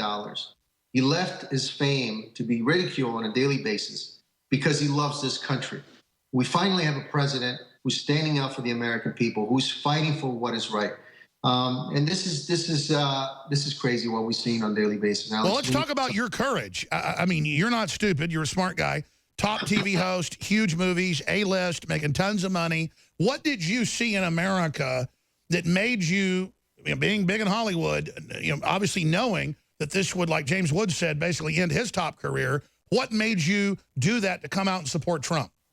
Well, in the last 8 years, 10 years actually, what I've seen from our last president is something that I didn't agree with. And we can't say that about our president now because he just started. Maybe 8 years down the line, we could look back and go, okay, this is what it should have been done, or maybe the president should have done this better. But in the last 10 years, I guess it's common sense. The lack of enthusiasm for this country, the lack of enthusiasm for our law enforcement, for our military, for our veterans, what I've seen in the last, not the last president. And I just wanted to step up and express my opinion about it. And I was so proud of finally having a candidate who I believed was going to win, and he did win, who loved this country more than his own career and everything else. And I respected that. And so I stood up. And so you did the exact same thing he did. Let's talk about what happened to you.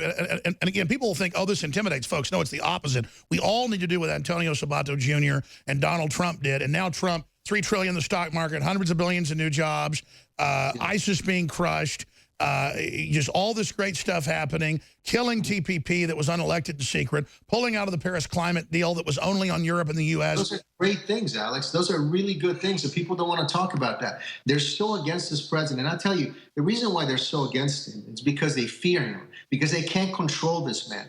And because they can't control him, they can't give him money, they're gonna continue to do this and ridicule this man on a daily basis and spread lies. Now, I spoke for him, I spoke about him, and I supported him, and I felt that, after this, I just spoke my mind. We have the right to do that in this country. But after that, Hollywood has completely just put me on the sideline. I lost many jobs. People have been so cruel, and the nasty that I've seen on social media toward me, without even knowing me, because I supported this president, has been incredible. I've never seen anything like this. It's just pure evil. But you're not giving up. You're running for Congress. And I got to say, I've seen you in movies. I've seen you in interviews.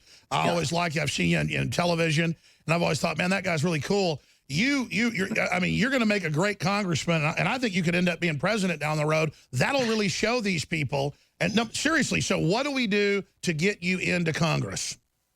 Well, you have to go to voteantonio.com, Alex. Running for anything in the political world, you need to raise money. As soon as I'm able to raise as much money as possible, I have a shot at this. And so the next, I would say, 6 to 8 months is about raising money. So go to voteantonio.com and, give $1, give 50 cents, give $10. Oh, the middle class and the people better give a lot more than that. We're in a war. It's time people to get serious. Yeah. People need to give $2,000. What's the max they can give? $2,000 apiece? Yeah, I think it's $2,700 is the max. But like I said, I appreciate anything that you can do. The more, the better. Well, I'm giving $2,700. I'm giving it $2,700 today. Right now during the break, I'm going to give my credit card to one of the crew. Fill out the form. Do it. Because we're in a war, folks. And people that have courage, like Antonio Sabato Jr., think about it. Making millions of dollars a year, top TV host in big movies, knowing they'd come after him, knowing they'd try to shut him down. It takes a lot of courage. I could care less about Hollywood stars if they don't have courage. Then they're just actors. But this guy is on the front lines, literally at a critical time for this country and the world, putting it where his money where his mouth is. That right there is the bona fides for me to back this guy for Congress. And all of you should donate right now. Again, folks need to go to the website, voteantonio.com. How else can they support you if somebody doesn't even have $10? Obviously, if they got a family out in California, call into talk radio, call into C-SPAN. Social media, Alex. I think just spreading the word. Go to my Twitter account, Antonio Sabato Jr., and just spread the word about going to voteantonio.com. Like I said, this is about just spreading the word. We have 18 months that are going to go really fast. We need to get inside this seat because, California, as you know, we're short on Republican congressmen and congresswomen. So one district at a time. And, I want to fight for the veterans. I want to fight for our Second Amendment. I want to fight for illegal immigrations. We spend $100 billion, almost $100 billion on illegal immigrations. About $10 billion would be to build this wall, and so I think that I want to fight for this thing. I want to fight for this country. I love this nation. It's given me so much, and I'm going to keep fighting. I'm not afraid of these guys. I'm not afraid of them. So just so you know out there, whoever's watching this, I'm here to fight for the American people. Well, it's a war, and when we get somebody as good as you running for Congress that I think has such great prospects compared to the mummy that you're running against, I think if people get behind you, you're going to win. But regardless, you're going to be in those debates. You're going to be on TV. You're going to be injecting real ideas and not laying down, after they've tried to destroy you. This is so exciting. VoteAntonio.com. Now, let's go ahead and play for TV viewers and radio listeners. This is just what I saw during a break. Okay, we just grabbed it off the DVR of CNN, who's famous for interviewing fake people, claiming they're man on the street. But even if it was a real person, then the general public thinks, oh, this person wasn't evil. He was just tired of the policies or politics. But again, if a conservative had gone and shot Democrats, it would be the end of the world. It shows how warped they've hyped themselves into this Nazi-like, I don't know what you call it, communist-like, cult-like fervor. Here's the shocking clip. Stand by, Art. We're just getting some tape in of an acquaintance of James Hodgkinson, the 66-year-old shooter, describing some of his political, perhaps, motivations. Listen to this. I just want to let people know that he wasn't evil, that he was, I guess, tired of some of the politics that are going on. That's what we just heard. Perhaps he wasn't evil, just tired of the politics that's going on. Antonio? I have no words to say about things like this. I mean, people have no guts and glory anymore to stand up for what is right, to stand up for what is right and truthful and honest. This guy was pure evil. Who plans to get out of their home with a loaded machine gun, probably a semi-automatic rifle, that he wants to ban for us? And he loads magazines on purpose to kill and to traumatize and to destroy people's lives. And so we need to talk about that. This man was pure evil, and he was terrorizing people, and he did, and he succeeded. But now we got to stand up for that. And CNN, how can you actually say things like this and support this? I don't believe it. I just can't. Exactly. Again, Antonio Sabata Jr. is our guest. VoteAntonio.com, running for Congress there in California. A lot of courage. Ladies and gentlemen, I'm not calling for this, but I want to be clear. If someone walks up to Wolf Blitzer when he is doing a live event on the street and shoots a bunch of bullets into him and wounds him or kills him or paralyzes him, do we then go, well, it wasn't evil, it was just a political statement? I mean, don't these Democrats get they're taking the restraint of patriots and Christians and libertarians and constitutionalists and conservatives as weakness? It's not. We've got the military, the police, everybody else. If they really start a war with us, I mean, they're opening the door saying it's okay to kill people. That's basically what Wolf Blitzer did not qualify that and say, well, obviously, we don't agree with that here. I mean, if I had somebody on like that who they sought out and I had them say that and I didn't say I don't agree with that, I would be crucified. You would be crucified. Trump would be crucified. What is wrong with these people? I don't know, Alex. I really don't understand it. That's what we need to stick together.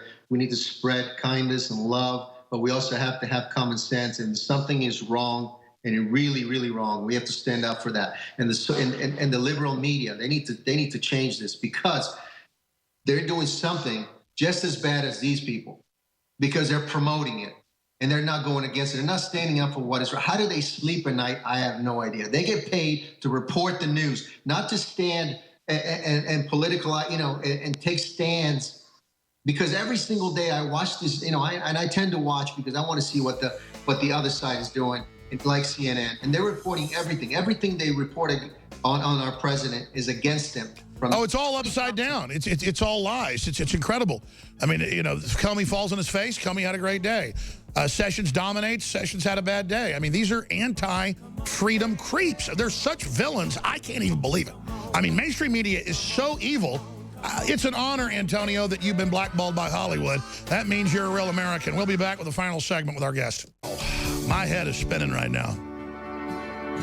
We're about to post the video to Infowars.com. If you're a radio listener, want to see it, where CNN pushes the narrative. I mean, it was clearly someone they went to interview and then put him on and then didn't correct it and say, well, obviously, we don't think that shooting people and trying to kill them is just political and that the person wasn't evil. They're just pushing that the shooter wasn't evil. That's the new sickening, insane narrative. Just briefly, before we finish up with Antonio Sabato Jr. and then David Knight's coming in, and we have William Binney, former technical leader of the NSA, joining us to talk about how they're using the NSA illegally against Americans, the Democrats and the globalists are, and against Trump. But before we go any further, please support the broadcast. I sell high-quality nutraceutical supplements that are the very best out there. High-quality non-fluoride toothpaste that's really good for your teeth.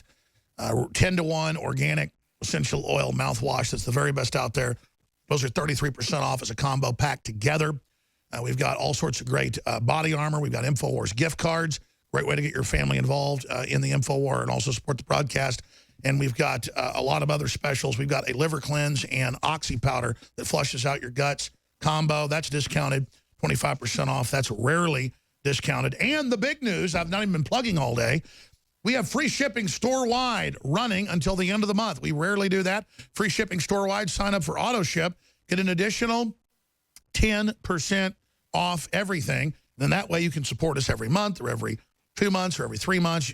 You can cancel anytime. It's free, to sign up when you order for auto ship. Just go in with your code number and cancel anytime you want out of the auto ship. But that way you don't forget to support us. That is so critical. Brain Force has been sold out for a while. It's just a whole bunch of known herbs that, in a healthy way, boost brain capacity. It's got some stuff in it that's also prescription in Europe, but it's really great. Whenever I get really tired at 5 or 6, got to work till midnight, do a live broadcast or something, I end up taking a couple of those Brain Force, and it's got a whole bunch of reviews, 4,000 plus reviews, and it's got 4.6 stars on third-party sites. So Brain Force, the great nootropic, available at NoWorldOrder.com. And we're closing in to selling out of our Deep Earth iodine source X2, so be sure and check that out as well at InfoWarsStore.com, InfoWarsLife.com, or 888-253-3139. But whatever you do, pray for people like Antonio. Pray for people like President Trump. Quite frankly, I'm a little selfish here. Pray for me, because they've really done some stuff to me.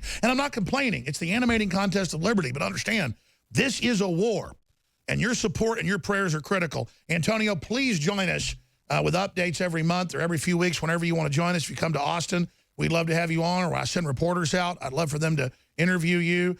In the last few minutes, we've got closing comments. Well, my friend, listen, we want to get back at the liberal and the liberal media. I tell everyone out there who's a producer, a writer, or anybody in my business, hire me.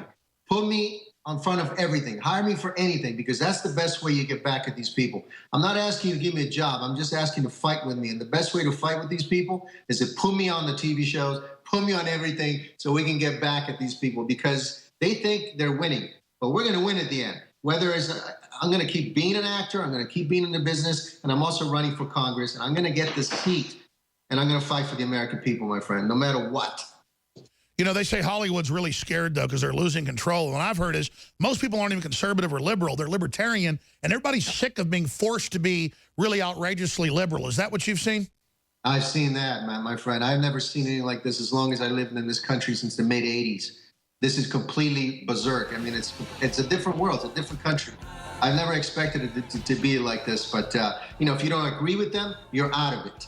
And then they spread lies on top of it, and they call you names, and so we got to fight for that, because we need to have our country intact.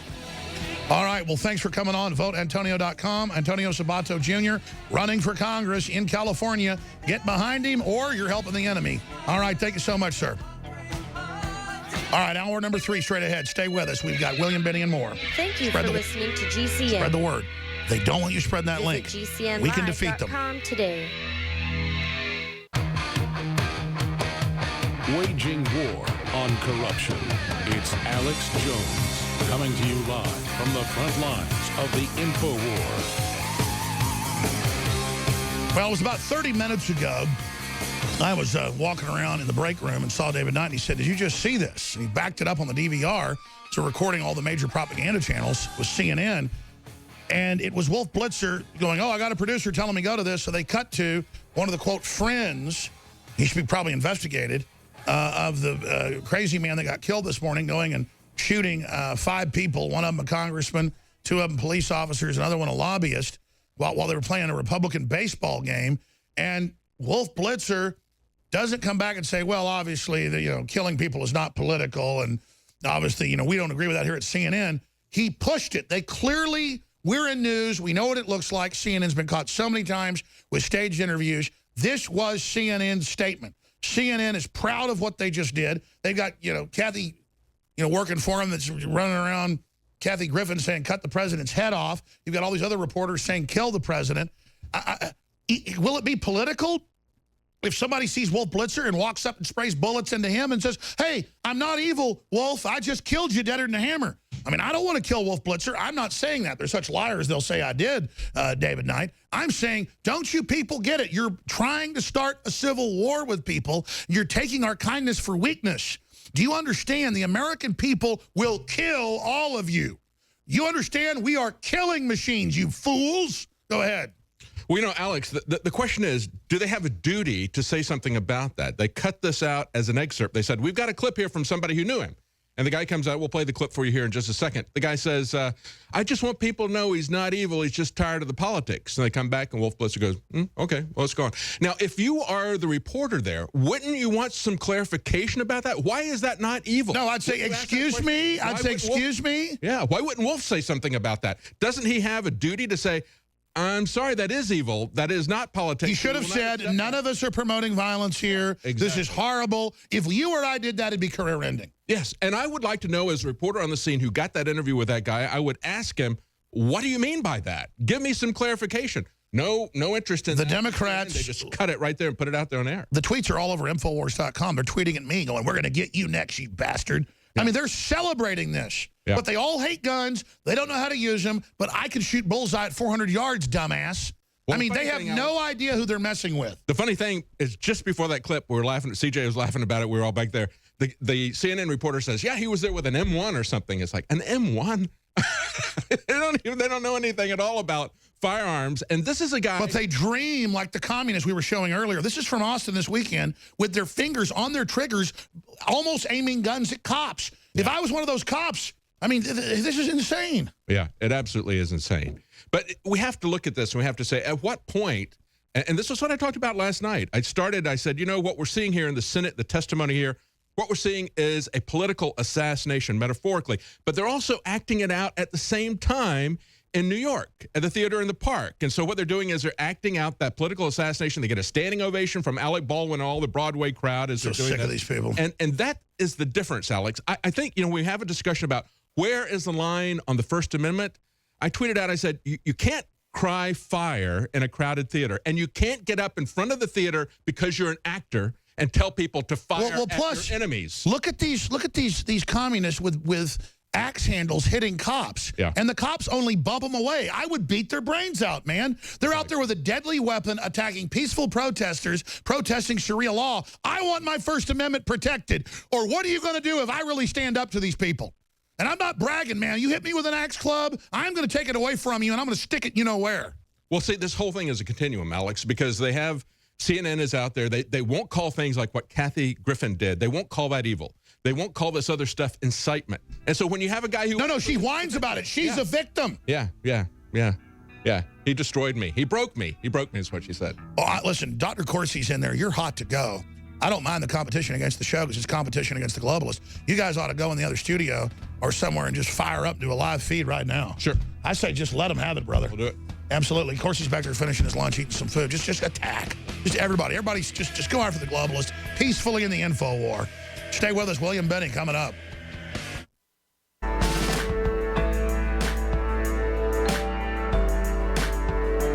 He aligns himself with the truth, and it's time for you to choose a side. You're listening to Alex Jones. Chaos is hanging around. Put your ear to the ground and shut it from the sound. The death machine ain't slowing down. It's gaining pound for pound.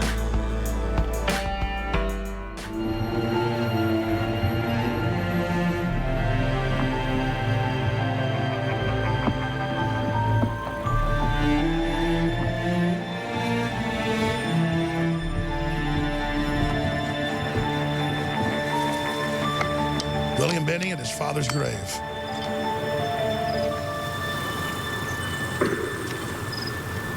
This is my father's grave.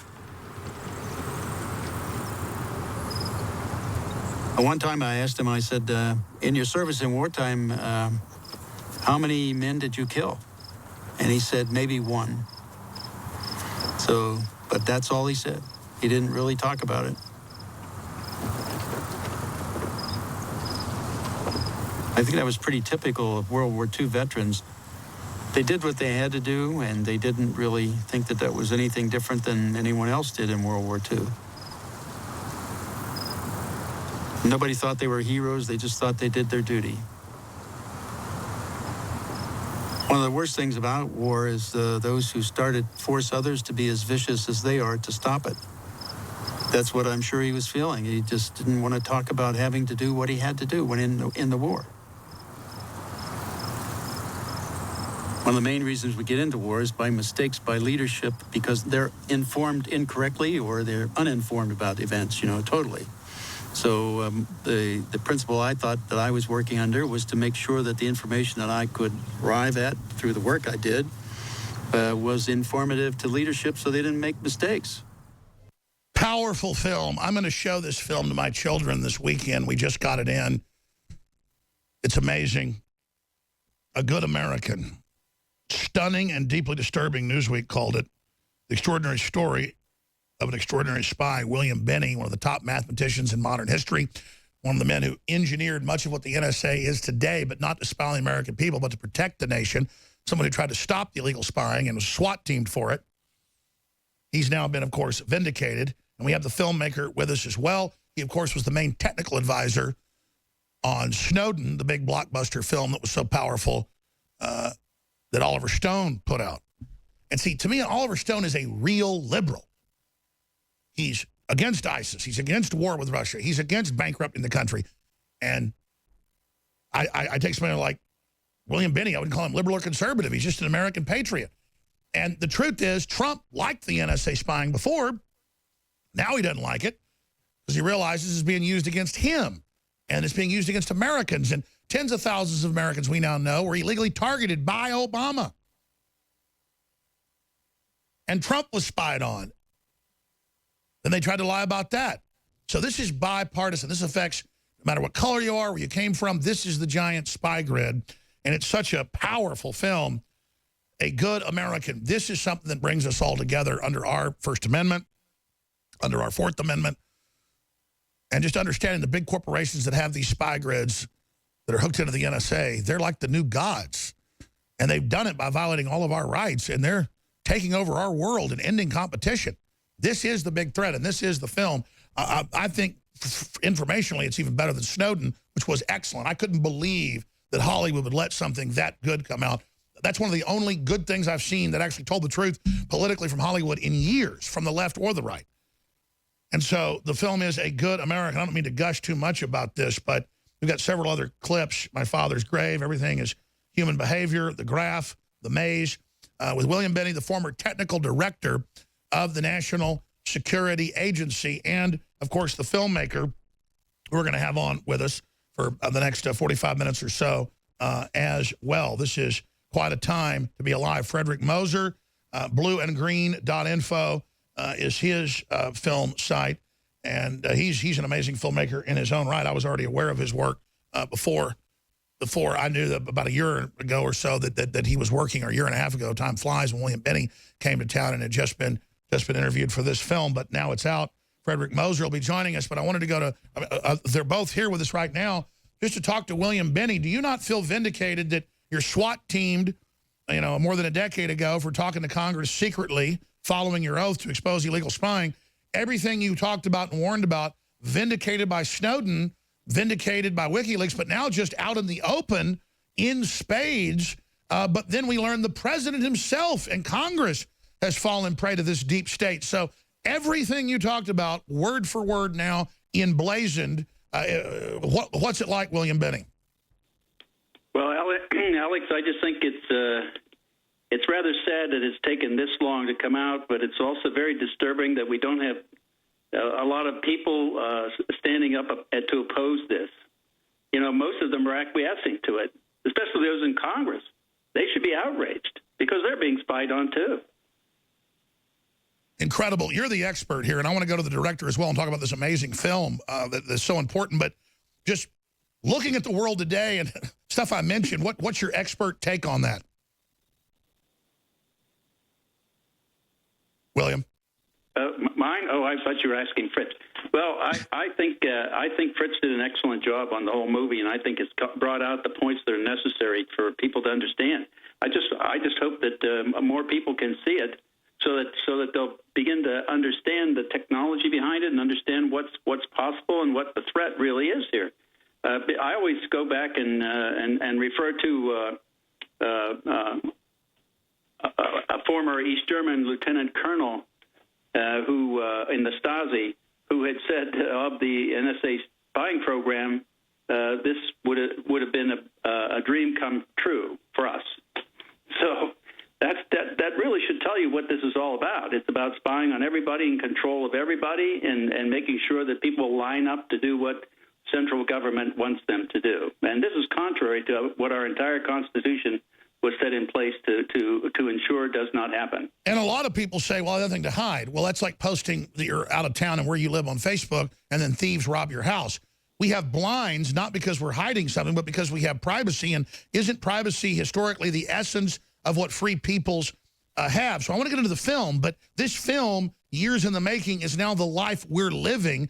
It's now vindicated, as you are, by everything it breaks down in real time. It's beyond evergreen is what I'm saying. And the revelation that certain elites have omnipresent access to information and us mere mortals are here.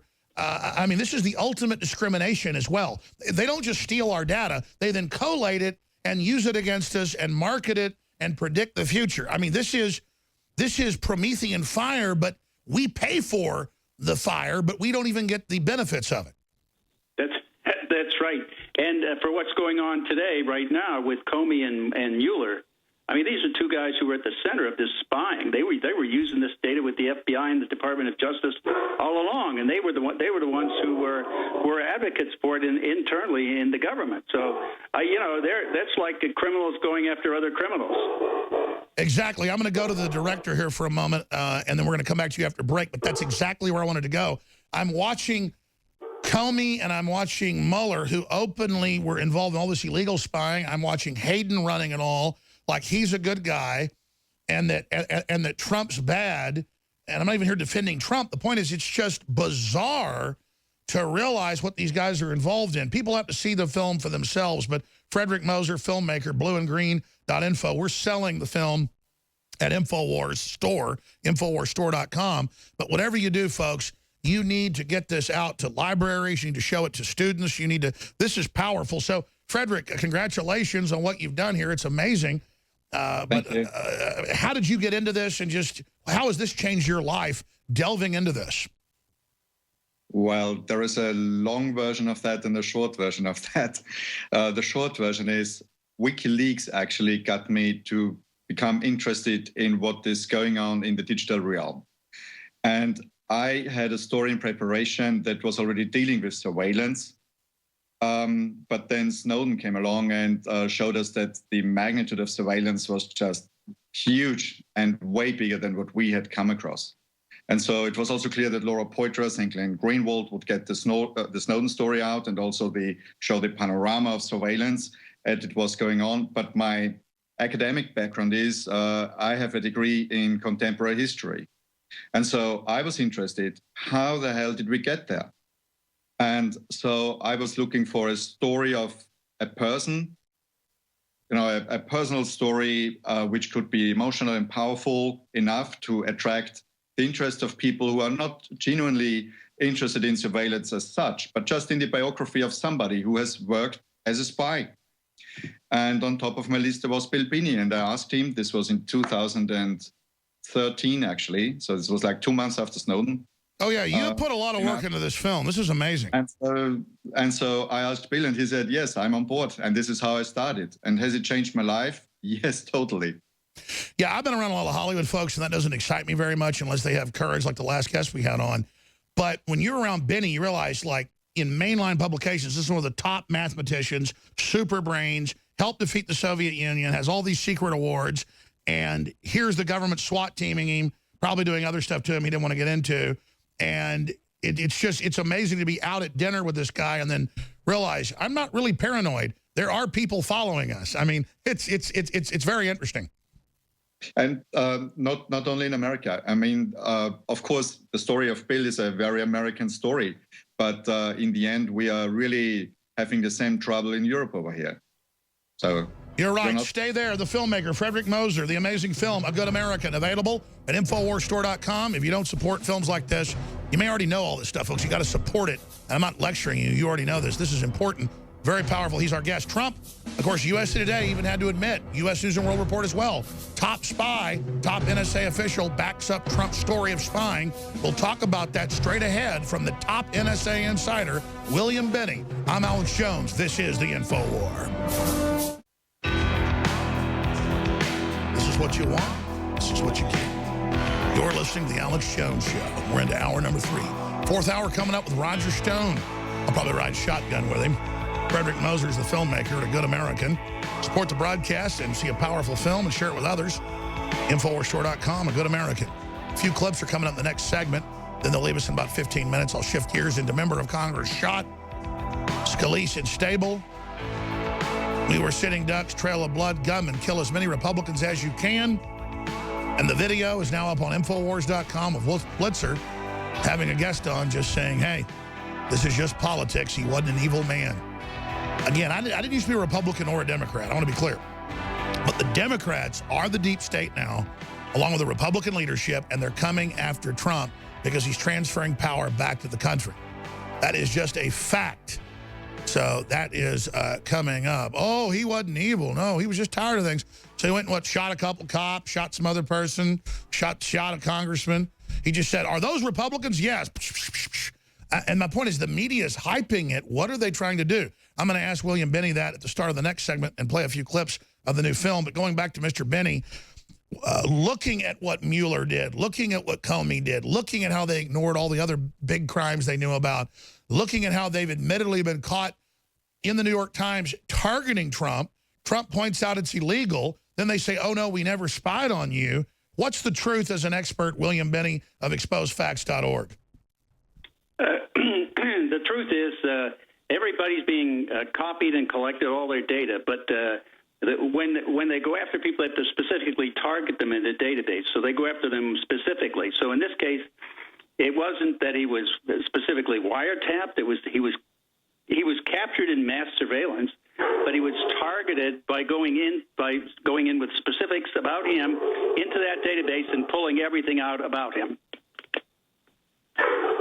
So to explain, they basically just capture everything. They've got it in these buckets, and that was been confirmed by Snowden. You helped design the systems. And then they can then just go into those databases if they want. Can't they also plant things? Yeah, that's also possible. It's possible to manipulate things to make it look like somebody else did it also. So it's not. I mean, once you have the data, you can do anything you want to with it. William Benny, former technical head of the NSA. Let's expand on this. You talked about this a lot in the years you've come on, but they now admit with the latest data dumps with the Vault 7 that they were also spoofing other countries and then attacking the United States. How does that tie into all this? Well, I looked at that cybersecurity as another swindle. You know, what they're doing is they've known about all these weaknesses all along for decades, in fact, some of them, and they've never told anybody to fix them or what needs to be fixed. And so they left everybody vulnerable. And then every time somebody got attacked, they would say, okay, we need more money for cybersecurity. And they'd never fix the things they knew were wrong. So they basically are swindling us. So they're creating the new economy or hijacking it through cybersecurity and NSA, then creating Swiss cheese problems and creating private companies and systems and governmental systems to then service all the problems they've created. Yeah, but, we the poor taxpayers are paying through the nose to get spied on and manipulated and basically told what to do fundamentally by the mainstream media that does nothing more than regurgitate what the government's saying, which means they're going to spout what they're told to spout, and that's it. And that's all we're being fed, except for very few programs like yours, for example, or some others, but that's it. And by the way, it's come out in the news through Sheriff Arpaio, an older database of who was being surveilled, a law enforcement database, we think a DEA database. But I was in there, Trump was in there. And the reason I knew it was real, I had Trump's Mar-a-Lago phone number, his Trump Tower number, his backup number, and another number. And then they had numbers I had from offices like 5 years ago that no one ever had. They had my private office number that I didn't even use. And they were active. I mean, this just came out. We were leaked this info, Mr. Benny. What do you make of that? Well, that's basically what they do. It doesn't matter whether or not you use the phone. If they can tie a phone to you, they'll just put it in the system and the system will automatically monitor it for any communications you activate. And if you do, they got it. If you don't, they're still monitoring you.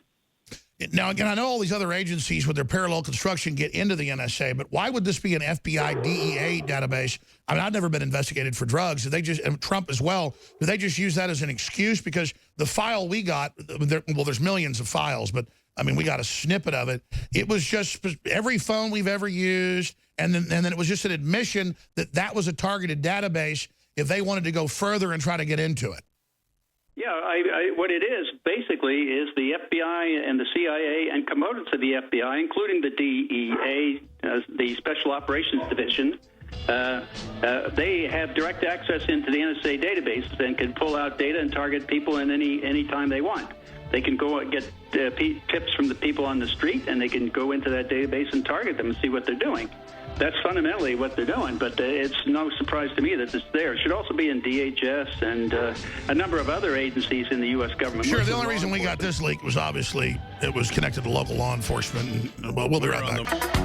Everything is Human Behavior. Another clip from the award-winning film, A Good American. Stunning and deeply disturbing. Newsweek. An extraordinary story of an extraordinary spy, William Binney, and more. The executive producer of Oliver Stone, a Frederick Mosier film. Here it is.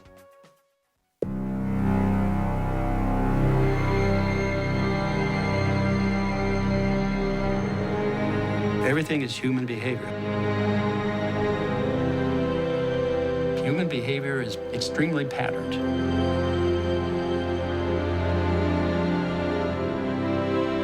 How do people operate? How do they interact, and how does that manifest or appear in this abstract set of communications you're looking at? I couldn't understand why a lot of people couldn't see what I could see.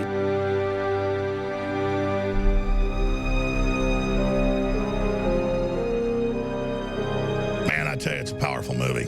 I've watched it. I can't wait to have my children watch it because this is what it's really all about. Wow. Again, A Good American. I'm going to play one more clip, then go back and give both our guests 4 or 5 minutes of the floor because I know they've got to go. But let's play The Graph, another clip from the film. This is godlike stuff, and that's where we are. That's why free will is so important. Don't give your free will over to these technocracies. He's got a new film coming out, The Maze.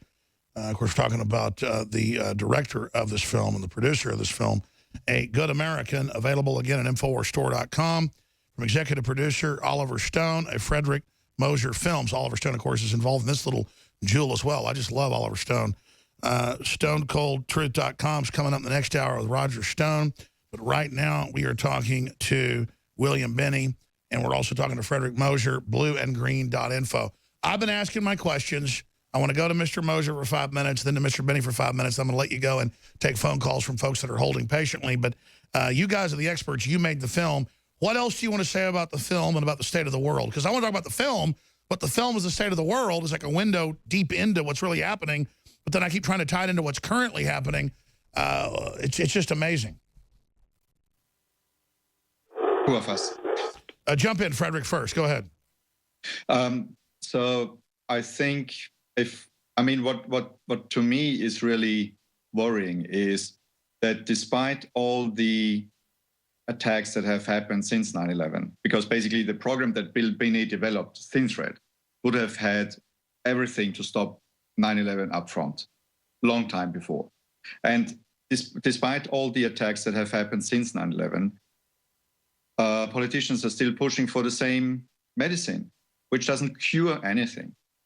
And this is mass surveillance. And I think why this film is still important, even if it stops, in terms of history, it goes from the 60s to 2007. But I think because the reason why it's still important is because we need to think differently about surveillance at all and about national security at all. I think we are we're losing it. And I sent you over a small piece from my new film, The Maze, which looks into the terror attacks that happened since 2005, since the 7/7 London attacks, and it goes up to the Manchester attacks of 2 weeks ago. And if you see it there, play the clip. Well, we'll definitely have you on about that film. I want to. This film's so amazing. I definitely want to have you on about that. But yeah, go ahead and roll the clip from the start. Let's go ahead and roll this clip from the new film, The Maze, from Frederick Moser. Let's start it over. Go ahead and roll it. Thank you. London, Boston, Paris, San Bernardino, Brussels, Orlando, Nice, Würzburg, Ansbach, Saint-Étienne-de-Rouvray, Berlin, Westminster, Stockholm, and Manchester. 14 terrorist incidents, 32 perpetrators, over 400 dead, more than 2,400 injured.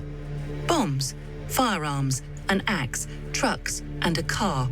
Attackers between the ages of 17 and 52. While the backgrounds of the attackers are quite diverse, there seems to be a pattern. In each attack, at least one of the terrorists was known to the police. In each attack, the perpetrators were part of a network. In each attack, the terrorists were communicating electronically with each other or with their backers. In each attack, there was a digital footprint clearly indicating radicalization. How can it be that despite all these traces and evidence, the intelligence services had no idea that these attacks were being plotted? Let me see if I have the answer for Frederick Moser, and then, of course, former head of technical, actually ran the NSA, William Binney. I've been interviewing Binney for like 5-6 years, but I've been reading his stuff since they SWAT teamed him 14 years ago or whatever when he exposed this to Congress, to the proper secret channels. They spy on everything because the globalists, the corporations want corporate data and general data for general control, when instead of you target certain things legally and lawfully the way you're supposed to, with the, I guess the politically incorrect term, to use would be profiling, then you could actually stop people by looking at the real networks themselves instead of everybody. But if you try to search a field for a needle, instead of just searching the haystack, there's no way to find it. Binney found a way to search the haystack, not the field. Is that an accurate way of saying it, William Binney? Yeah, that's right, Alex. It was a way of using the graph. That was a way of looking into the massive amounts of data and pulling out only what is relevant. But they didn't want that because that wouldn't take over the entire internet, the entire grid, and make them kings of the earth. Yeah, and it wouldn't cost a lot of money either. But it makes us blind to real threats. Yeah, and it fundamentally dumps all this stuff on the analysts, and they have to figure it out. Edward Snowden, in the material he released, there were about 10 different articles written by analysts inside NSA saying they were too buried. They couldn't find anything. They couldn't find the bad guys and monitor them. Just like Mueller cut the white-collar criminal investigators by 72%, and then Comey did it further. This is on purpose, isn't it, William? Well, I certainly don't think they want us to know anything they're doing. That's probably part of the reason. The other reason is they might be found out themselves for what they're doing. Exactly. So it's the perfect criminal conspiracy. Spy on everyone instead of known criminals and terrorists, because then that allows the criminals to run wild. This is incredible. Frederick Moser, your comments on this. This is profound.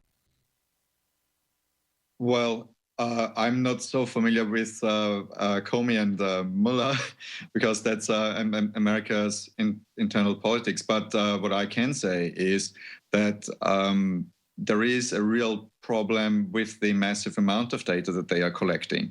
And we had people say this in our new film, The Maze, for example, the former UK head of cybersecurity saying it. It's simply not working. So I think this entire surveillance thing has become totally ideological, and it shouldn't be. It should be above ideology. Absolutely. I think it is a technical problem, and it calls for a technical solution or several technical solutions when the solution that we have in place now does not work, obviously. Wow. Well, let me see The Maze. I didn't know that was out. I want to carry that. I want to see an amazing Frederick Moser. I mean, no wonder that, Oliver Stone's, helping you fund, produce your films. You're an amazing filmmaker. In closing, though, this really is the future, like electricity or like the wheel or fire. This power of technocracy to track everything should be the #1 debate. And no wonder MSM wanted to act like for decades as it was being developed, it just didn't exist, because they didn't want the little people involved in the discussion about the future architect of the world. And so thank God that you and Oliver Stone and William Binney, especially William Binney and Edward Snowden. William, let me say this. Look, I know Snowden broke the law with what he did. And you've said, great, once they prosecute all the big criminals, you know, that are 1,000 times worse, maybe go after him. But, I mean, is he not overall a hero? He didn't give away the actual targets and people like the OPM hack. He didn't do that. I mean, he exposed illegal spying. I mean, you know, where's your view on that? Well, I think that that part of the exposure of all the criminal activity is absolutely, he's a hero in that. I mean, he had the guts to take all that material out and show it. But there was some of the material that got printed that shouldn't have been. You know, it was listing some specific targets. That shouldn't be coming out. But the other stuff about all this illegal activity that they're doing internally in the United States and around the world, basically war crimes and things like that, also it needs to be exposed, and we need to have it. We need to have it out in public so that everybody can say, let's stop this crap. Sure. Or you know, do we want our government doing this for us? Well, I never agreed with liberals on gun control or things like that, but I agreed on let's not have spying, let's not launch wars preemptively. Now they love wars. Now they love spying. Now they say kill everybody. So all I'm asking is, where are the liberals, William Binney, that previously criticized the NSA? Now, because they had 8 years of Obama, they think it's the greatest thing since pumpkin pie. Yeah, well, Obama was one that doubled down on everything that Bush had done, and so it's only made it worse. And now, so we're getting to this point now where we hire people like Mueller to investigate the president and cover up for Comey, or investigate Comey too. And you know, it's like the criminals, the fox is running the hen house here is basically what's going on, and you know, you can't trust any of these people.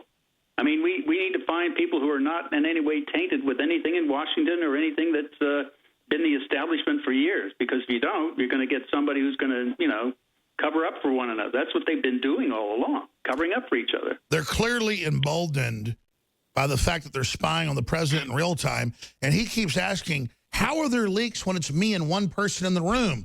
Because it's the computer, it's the iPhone. They don't need to put bugs in the White House. All the devices are the bugs. That is now declassified. That is now a fact.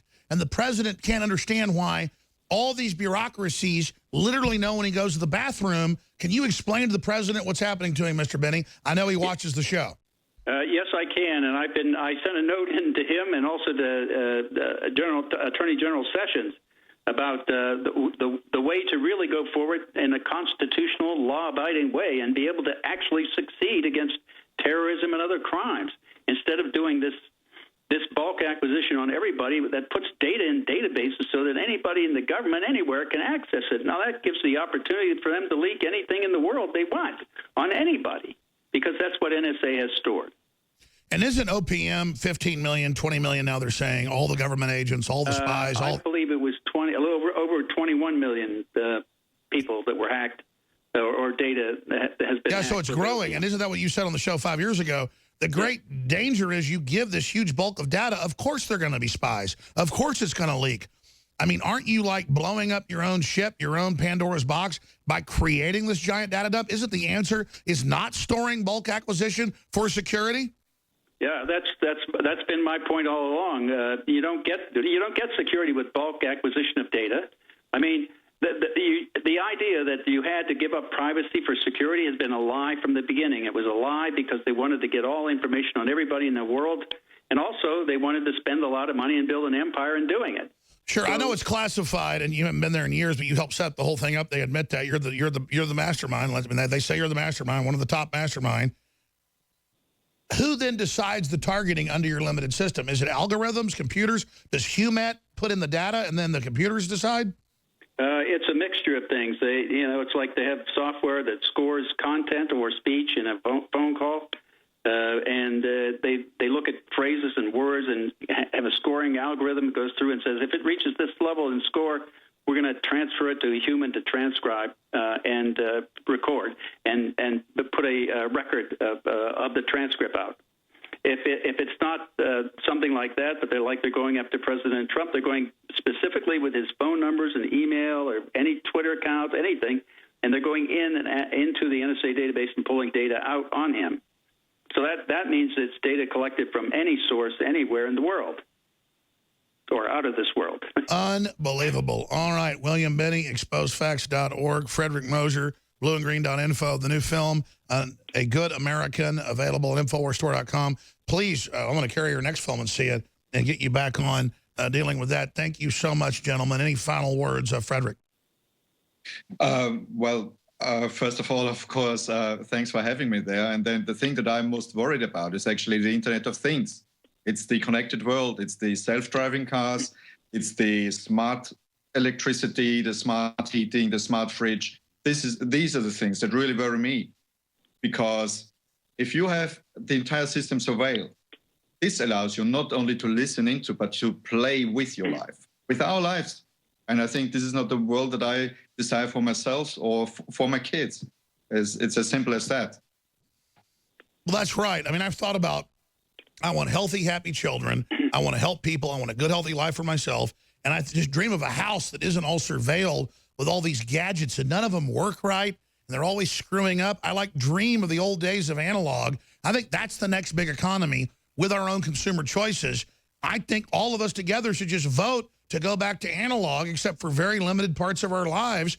And I think it's a human revolution versus technology. I think technology's been subverted, and we have to kind of, put a pause on this. Gentlemen, thank you so much, William Binney. Thank you so much, Frederick Moser. It's always amazing. Congratulations on the film. Thank you. Thank you. Wow. It's always a great honor. There be people like William Binney and Mr. Moser, such an amazing filmmaker in his own right. I've got 4 children, and I'm not out to screw anybody over. I just try to tell the truth, and the enemy knows that. That's why they hate me so much. That's why they hate you, Chris and Jim and John and Antonio and Dave and Chili. Dave and Chili's first up. In fact, all these people held for over an hour. They all get any item they want, a $30 value from NoWorldOrder.com. They won't care, but I've got a rule. If you hold over an hour, you're going to get a T-shirt or a bottle X2 or something. By the way, we got free shipping running. I launched it today on everything at NoWorldOrder.com, and we need your capital to be strong, so thank you. The start of the next segment with Roger Stone, but if you look at James T. Hodgkinson, the shooter of the police officers, innocent people, and the congressman, he's another spoiled brat little punk, like Mickey Rourke or any of these guys, that sit there and believe Hollywood that Trump's a Nazi and Trump wants to screw everybody because he wants to give jobs and raise the stock market and doesn't want to screw people. And they just get off on getting upset and get off on bitching. And they're just a sick, sick group of people that want to be violent, want to be bullies, and feel good about themselves. They get the dumbest, dumbest, dumbest people, like moths to a flame, to buy into their system. It's time for us to stop being intimidated by them and stop laying down to them. The Civil War ought to be, don't do business with Democrats, don't associate with them, don't talk to them, unless they admit they're mentally ill. I mean, I'm serious, because they're just a bunch of pack-driven, tribal-driven dumbasses. Antonio in Florida, you're on the air, then Jim and Chris. Antonio, go ahead.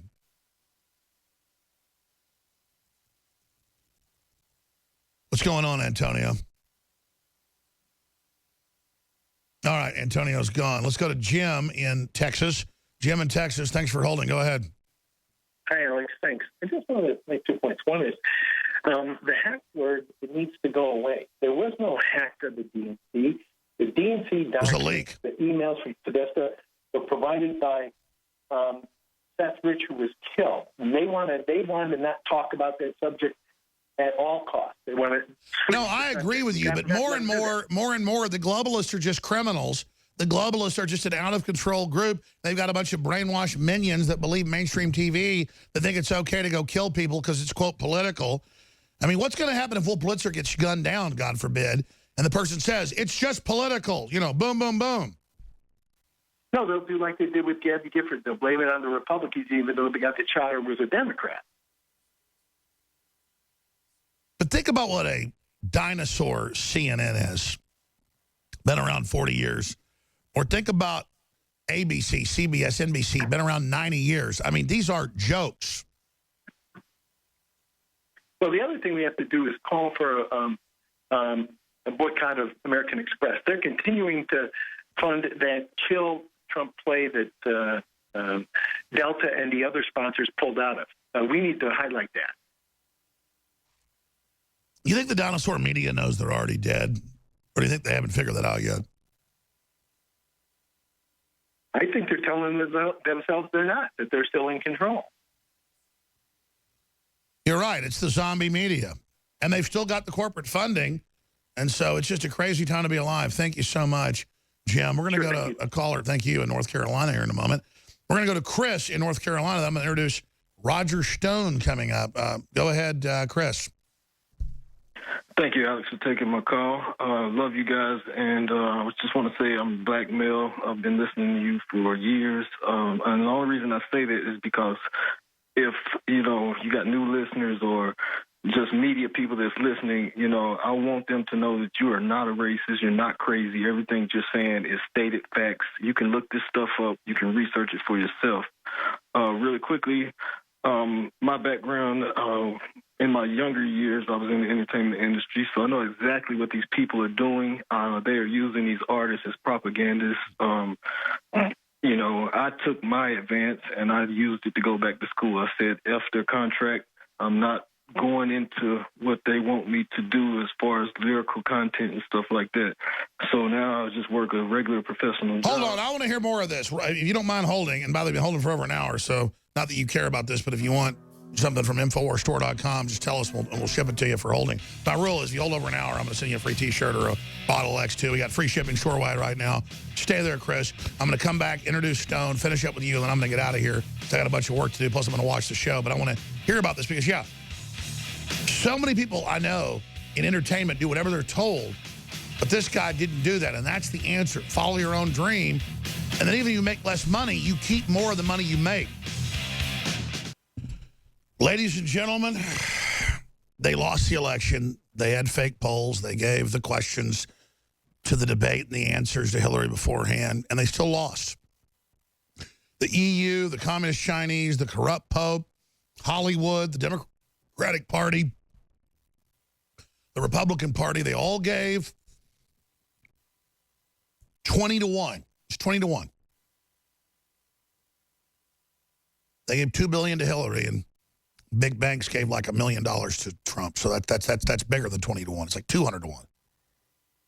Basically, Trump got nothing from the establishment, and the entire global power structure threw everything it had behind Hillary, and they failed.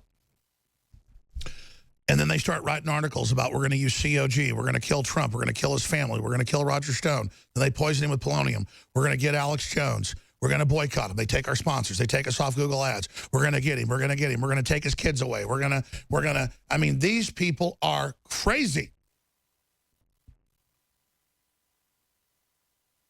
And so what do we do as a country now that a congressman, 2 police officers, and 2 other citizens are shot, and some pig, some Bernie Sanders supporter, we're told, probably a Hillary supporter, who says it's time to destroy Trump and his people. Then we watch CNN. I've been watching it all day. Well, it's just political. Well, he's not evil. He was just upset about politics. So if somebody kills Hillary Clinton or kills Bill Clinton or kills Wolf Blitzer or kills Nancy Pelosi or Maxine Waters or kills any of these people, which I don't want to happen, God forbid, we're winning politically. We're winning with ideas. I mean, America and free market versus Venezuela versus North Korea. Not a hard sell. We want to keep things peaceful. We're winning. We like it. We like working. We like America. We like going to the ball game. We like airplanes. We like food. We like medicine. We like being successful. We're America. You go out to communist rallies with the Muslims this weekend in Austin, all over the country, beating up peaceful people. The cops do nothing. But this is the natural vacuum where we sit here and act weak, and they just attack us. Communists walk around with their fingers on their triggers with M16s, don't even know how to use them, like pointing them at cops. I couldn't believe the cops didn't kill them. I'm not for a police state, but let me tell you, communists are even worse because they want their own police state once they bully us into submission. Here's a clip, then we're handing this over to Roger Stone. Finish up with Chris in North Carolina. Of Wolf Blitzer today, and they go, oh, the producer says go to this clip. So they go to a guy in a feed, a friend of this James T. Hodgkinson, who was running around, go, those Republicans, yes, start shooting everybody. And he says, he was not evil. He was upset about politics. Wolf Blitzer goes, And then I kept watching Wolf Blitzer. He goes, let's talk about why he was politically mad. Doesn't Wolf Blitzer get that once he opens the door to this monster, people that had chivalry, we said we didn't target women and children, not because we were wimps, but because we cared about our families and knew how vicious war was. You guys aren't warriors. You're betas. And then you want to make war on the warriors. I talked to one PSYOP guy, and he said, it's like it's a setup. I mean, these people have no idea. Because once they open the door, once they start the Civil War, which it appears is starting, there's not going to be anywhere for you people to hide. I mean, killing people is easier than cooking dinner. I mean, you understand, like, killing people is like going on a bird hunt. I mean, it's real easy, and real men do it like they put their boots on in the morning. You people do it all stylized on what you're doing. Kill, kill, kill. You want to kill us? You are opening the gate to destruction. I want to fix this. I want to stop this. But these spoiled brats that hijacked the country because we were asleep, they're so pissed they think it's still theirs. I don't know. Here's a clip of Wolf Blitzer. Stand by, Art. We're just getting some tape in of an acquaintance of James Hodgkinson, the 66-year-old shooter, describing some of his political, perhaps, motivations. Listen to this. I just want to let people know that he wasn't evil, that he was, I guess, tired of some of the politics that are going on. That's what we just heard. Perhaps he wasn't evil, just tired of the politics that's going on. I mean, imagine if we had somebody on that just shot a bunch of people and we said, oh, it's just politics, no big deal, not evil. Our career would be over. But it's like another little fat, obese, not against being fat, but, you know, eats like the food of 8 people in Africa and just bitching. We want everything free. We're all upset. You know, we watch MSNBC and stuff, and we're pissed, and we didn't do anything. We just go kill people and shoot people. I mean, you know, I'm sitting in the sea monster. You don't mind if I kill you? I mean, you don't mind if I shoot you? I mean, you don't know what you... Roger Stone, what the hell is going on? Alex, this is the direct manifestation of a climate of hate that has been whipped up by the mainstream media, egged on by the left wing of the Democratic Party, their compatriots. This is the direct result of Kathy Griffin holding up the severed head of the President of the United States, and their insane drive for regime change despite the facts.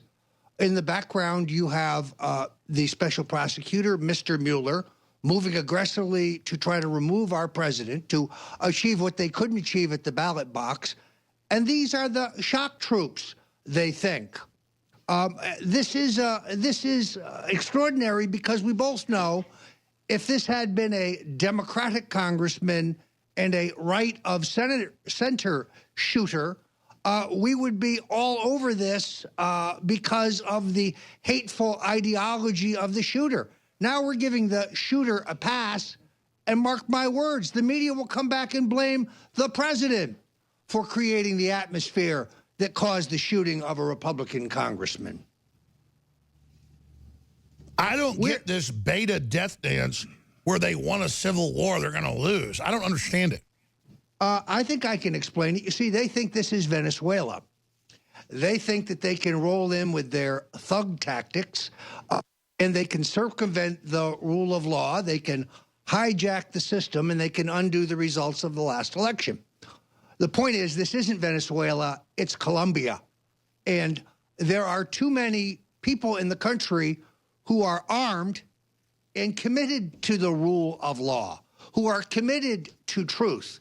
So if Mr. Mueller puts forward a bogus case against the president, despite all of the legal experts who have told us that there is no obstruction of justice, if having found nothing in the phony Russian collusion narrative, they now switch to, Trump's obstructed justice in his efforts to remove, to stop the investigation into General Flynn, I don't think patriots will stand for it. We're going to spiral into anarchy. We're going to have a cycle of violence like the country has never seen. Exactly. So what do you think, Wolf Blitzer, and flashback, Tim Kaine on InfoWars.com, Loretta Lynch called for blood and death in the streets. I mean, every major Democratic publication calling for violence. What are they going to do when somebody, God forbid, kills Wolf Blitzer, kills Kathy Griffin, kills Bill Clinton, kills Hillary Clinton, kills him, and then they just say, it's just political, he wasn't evil? No, they'll seek to blame us for anything that happens. That's kind of part of the narrative. And right now they could probably use a martyr. It's not good for their narrative that it was a conservative Republican congressman who was shot by some left-wing kook. That doesn't fit their narrative. Who said it's time to destroy Trump and company.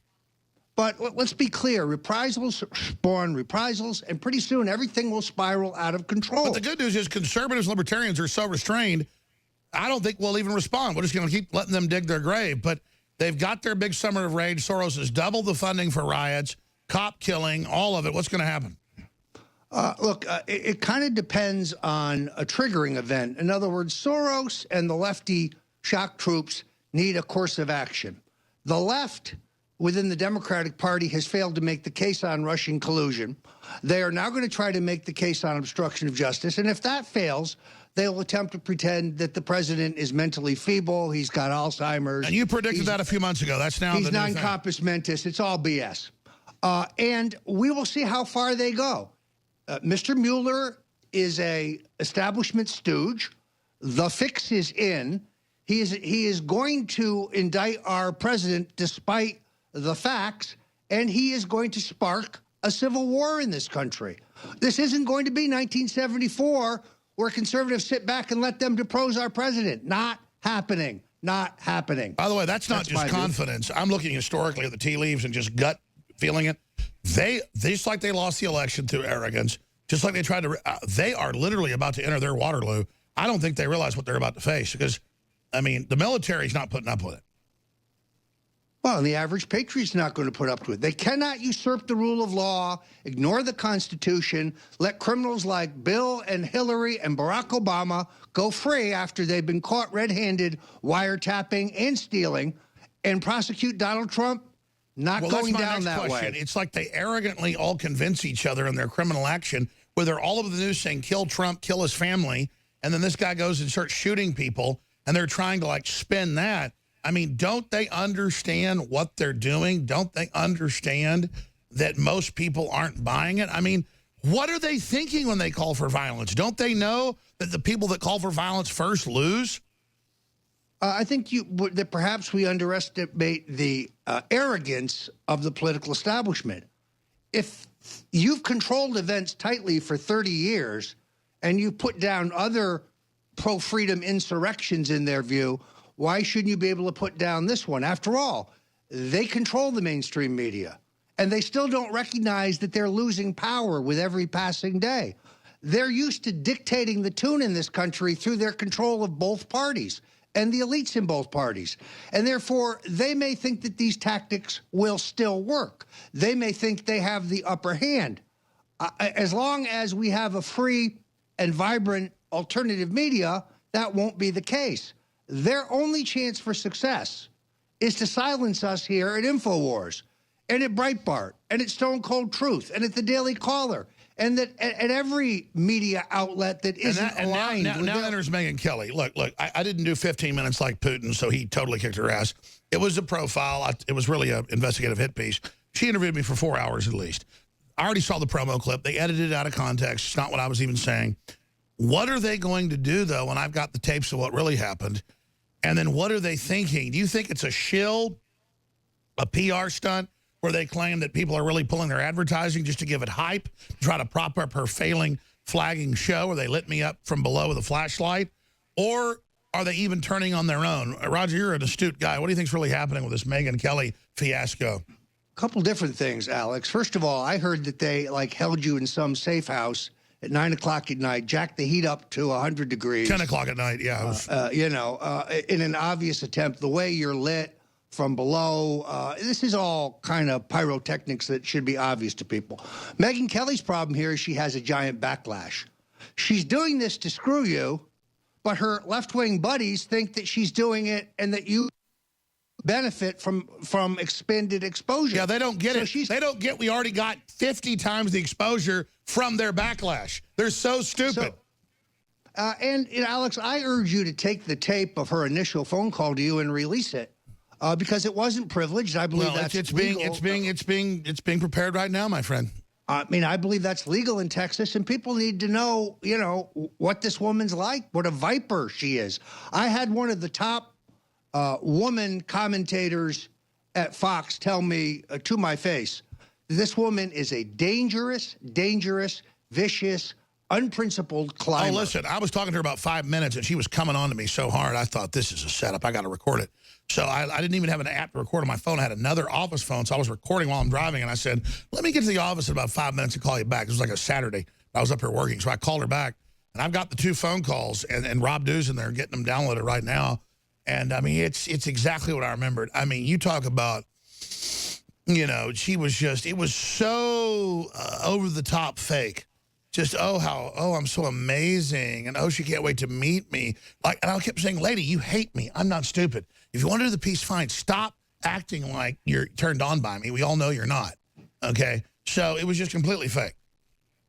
Yeah, look, she's a viper, but as Nietzsche said, that which does not kill you only makes you stronger.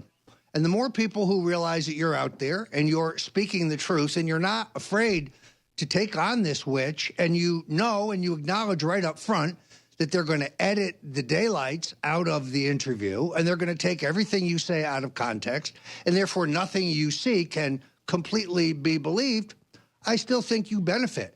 You're the guy who had the courage to get in the arena with this witch, given her track record. Roger Ailes makes her career at Fox. She knifes him in the back with a completely false claim of sexual harassment. Now let's expand. There was a Washington Post article today, not about me and Megyn Kelly, but just to understand media, and it was like Alex Jones preparing his audience for the interview. I knew it was a hit piece. I said before, I knew that they're so discredited, this only makes us bigger, because I thought there'd be a bunch of hype around it, not as big as I mean, it's bigger than I thought, but it's not us putting a good face on it. We know our regular audience doesn't care what she does or how she edits it. So we know we're just going to get some more new audience. It's a win-win. But I was there. I know it was said. She said things like, you talked about Newtown not happening. I hurt people's feelings. And I explained, no, I looked at all different angles. I didn't think it happened. But they staged the WMDs in Iraq, and they staged the babies in the incubators. So they've lied about babies before. And so, none of the media cares about the 500,000 kids that died under expanded sanctions under the Clintons. Well, she just cut the end part about the Clintons and sanctions to make it sound like a dodge. I said they've staged babies in incubators under Bush 1, and then they did it again, and Madeleine Albright said it was a good price to pay. So it could have been staged because they staged things. So she cuts it where it makes no sense. So that's what they did. And from the one clip they played, I know that's not what I said. It's chopped up. Well, and these mainstream media morons refuse to acknowledge that the government has, throughout history, staged false acts. Perhaps some remember the Gulf of Tonkin attack on us, which never actually happened. Got us into Vietnam. And frankly, anybody who will examine the alleged gas attacks by Assad on his own people, which are completely illogical in view of the fact that he claims he's given up his chemical weapons. But even the UN said it was a false flag. And the Russians have vouched for him, so he's going to put his patrons at risk? Not a chance. That was done by our intelligence agencies as a provocation to pull on the president's heartstrings and go for a wholesale invasion of Syria. The president, way too smart for that, narrows this down to a surgical strike, and he makes his point on the world stage that we're not going to take any crap, but he doesn't buy their secret plan by General McMaster's, the Bilderberger insider who's burrowed into the Trump White House, to put 150,000 troops on the ground. That's right. I'm going to let you take over. Thanks for letting me jump in on you. Latest news at InfoWars.com. But I promise to let Chris have a final comment from North Carolina before you take over. We have free shipping store-wide at InfoWarsStore.com on nutraceuticals, high-quality organic coffee, books, films, water filtration, non-GMO heirloom seeds. Your purchase makes it all possible. The globalists hate it. Thank you for your support. InfoWarsStore.com. Chris in North Carolina, you're on the air with StoneColdTruth.com host Roger Stone. Yes, sir. I was just going to finish up with just saying that the reason it's called programming is because that's what they're doing to people. It's called radio programming because they're programming them. It's called TV programming because they're programming you. You guys are programming us with the truth. They're programming with the lies. And I just want to say, hopefully y'all can keep the pressure on. Y'all got them, man. Y'all have them. You got them. Hey, listen, Chris, it's you, the listeners. I don't just say that to make you feel good. Without you, we're nothing, my friend. Podesta's emails, WikiLeaks. Y'all got them. Y'all got to keep pushing those emails. I agree. Make Trump have to look into that, man, because they got him. WikiLeaks ain't been wrong. Those are some pedophiles. You want to get the Russia stuff over with, push those Podesta emails. Make them investigate that. Love you guys. Keep praying for you, and y'all both stay strong. All of y'all stay strong, man. Thank you, Chris. You're awesome. I'm going to give Chris a show. Chris just said it all, and I'm going to end on this and hand the baton. Every day I wake up and I think this. What's old is new. We tend to get in the news cycle. I'm the worst about it. Kind of OCD or kind of, ADHD and obsess on what's new. Those emails, tens of thousands of them, with all the crime, all the corruption, the money laundering, the Clinton Foundation, the Clinton's daughter involved in it all, that's all there. They hope we forget about that. We need to bring all that back as greatest hits and hammer the hell out of it. In my gut, I know that's the victory. So what that caller just said is the key, Roger Stone. Well, Alex, one of Stone's rules, and probably the most important one, which, of course, I purloined from Winston Churchill. Attack, attack, attack. Barack Obama, Susan Rice, Valerie Jarrett, what did they know about the NSA's illegal spying on hundreds of thousands, perhaps millions of Americans? That's unconstitutional. It's a crime. It's time for a grand jury and for us to go on the attack. No, I agree. I've always followed your rules instinctively without knowing your rules. And the few times I tried to be journalistic and kind of back off when we were halfway wrong, they attacked me and made me weak. So I'm just like, oh, you don't want me to actually fix stuff to be honest. You just want to make me look bad. No more. No more. No more settling lawsuits. No more backing off. No more. I'm going back to my instincts. Attack, attack, attack, attack, attack, attack, attack, attack, attack, attack, attack, attack to infinity for freedom. Roger Stone coming up. Live from the Infowars.com studios, you're listening to The Alex Jones Show. And now, your host, Roger Stone. Welcome back. I'm Roger Stone, sitting in for the much beleaguered but unbowed Alex Jones. The mainstream media assault on him continues unabated, yet I'm confident that as his interview with Megyn Kelly airs, people will see through the viciousness, the manipulation, and the true motives of Ms. Kelly and her failing NBC news show. I saw recently that reruns on CBS are pulling a much greater rating than Ms. Kelly. I want to be very clear about where we are headed in terms of the efforts to unseat our president. It's very important to understand exactly who Robert Mueller, the special counsel, colloquially called a special prosecutor, is.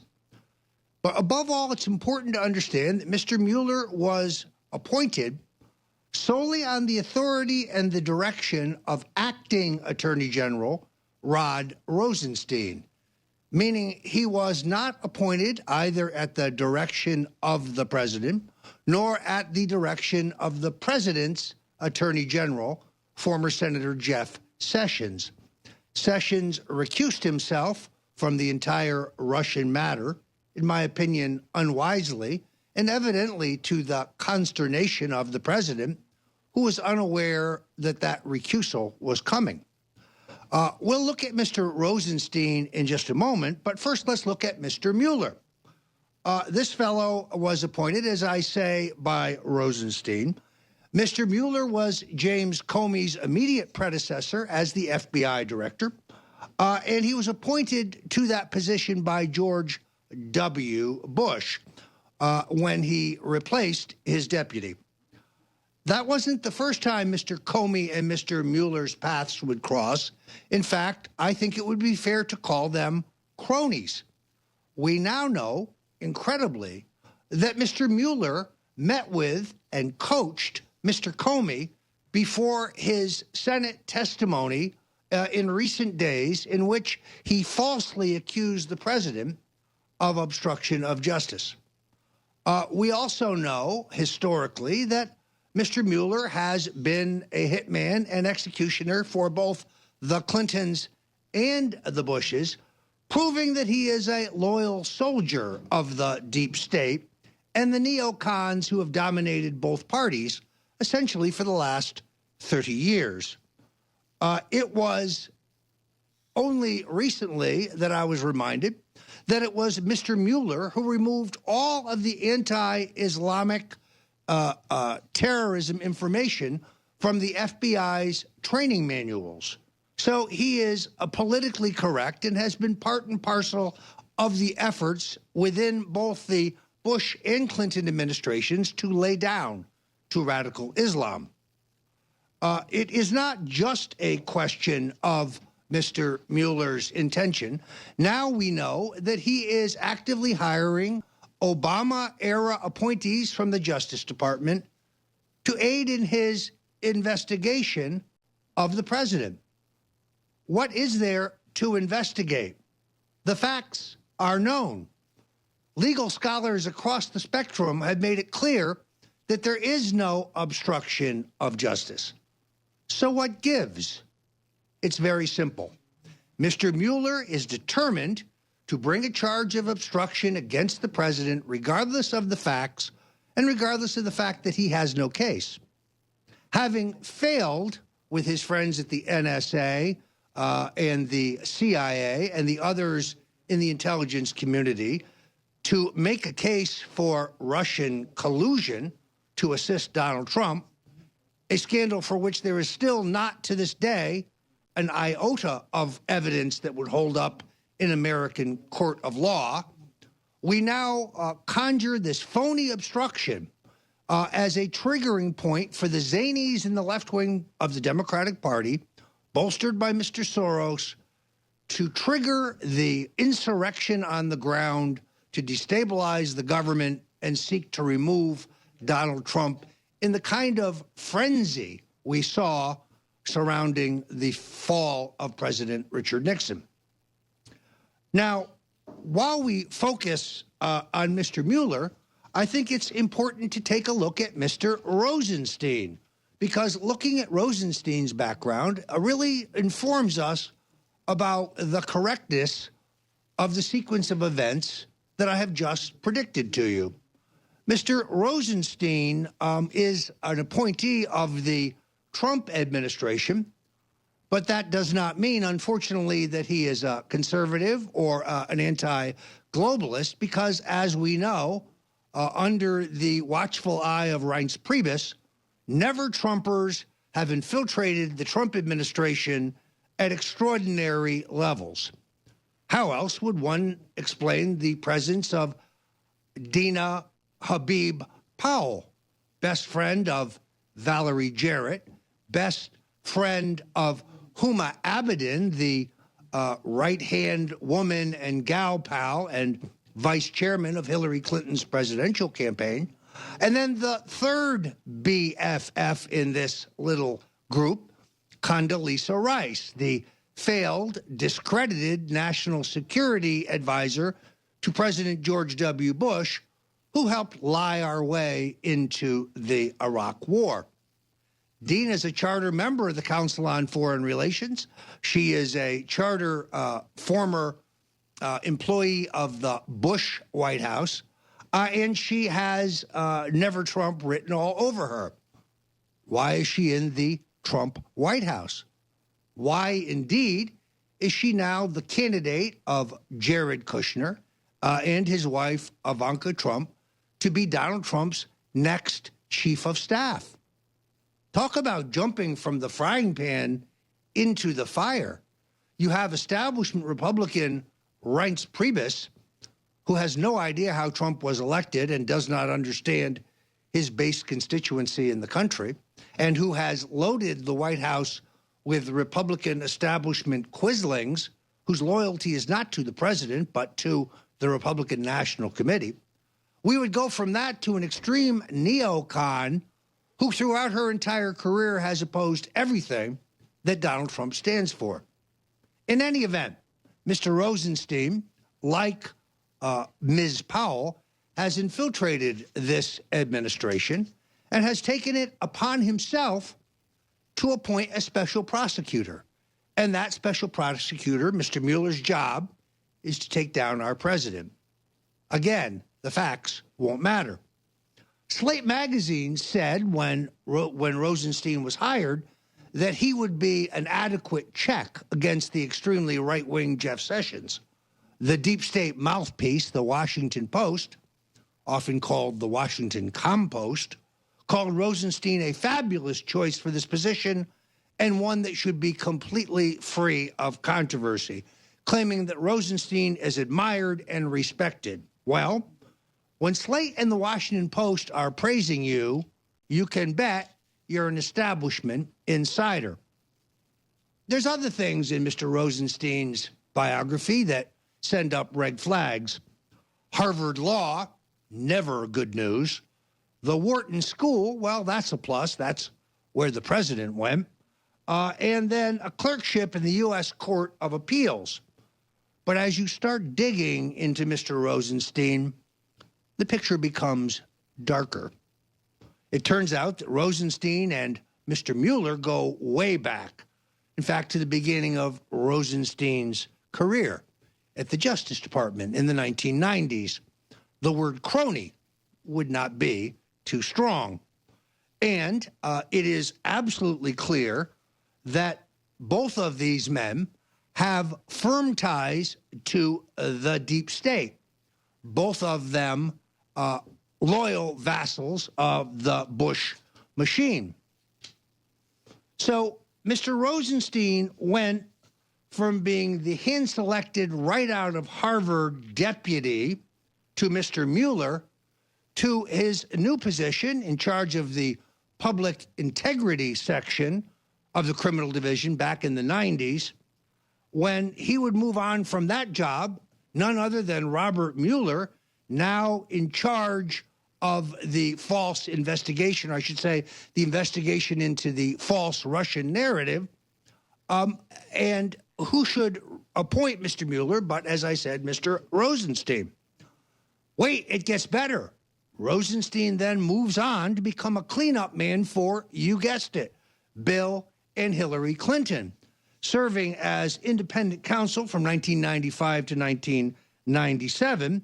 Mr. Mueller, pardon me, not Mr. Rosenstein, supervised the investigation and found no criminal prosecution against White House officials who had rummaged through FBI records to get background reports for the use in political blackmail.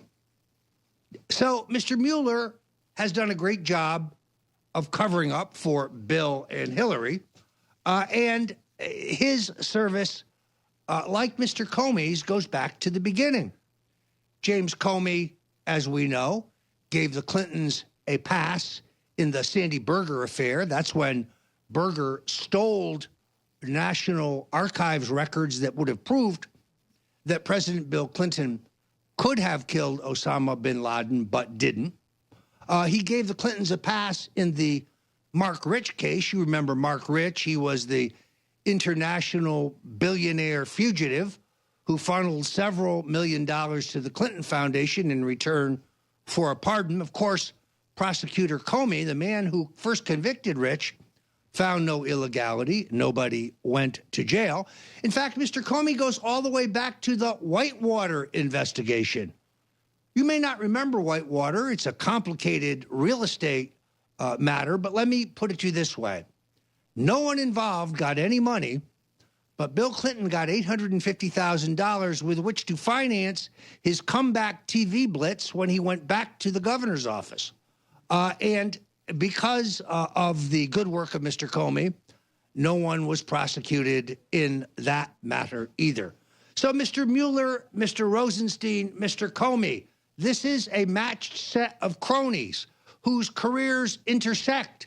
And that's why I say to you, this goose is cooked. This is a done deal. There will be a move on our president. Now, sadly, this week, Chris Ruddy, my friend from Newsmax, revealed that among the options he believed the president was looking at was firing Mr. Mueller. Not the worst idea I've ever had, that I've ever heard, pardon me. But I think now that the element of surprise has been removed and that it's probable that that was leaked to Mr. Ruddy by some on the White House staff in an effort to discredit the idea and perhaps to preclude from the president that option. My advice to the president, begin exposing who Mueller is today. Begin exposing his motives today. Begin exposing his history today. Because by the time he makes his phony recommendation, his public credibility will be at an all-time low. This is not Venezuela. This is Colombia.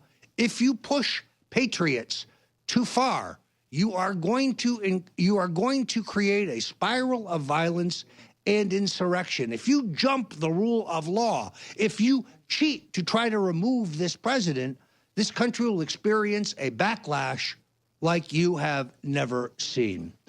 I want to remind you that we are continuing to have an ongoing fight with the tech left and their efforts to kneecap us here at InfoWars and, frankly, at every alternative conservative media outlet, manipulating the algorithms and a dozen other tools being used by Amazon, by Yahoo, by Twitter, by Facebook, and above all, by Google, in an effort to stop us from communicating with you.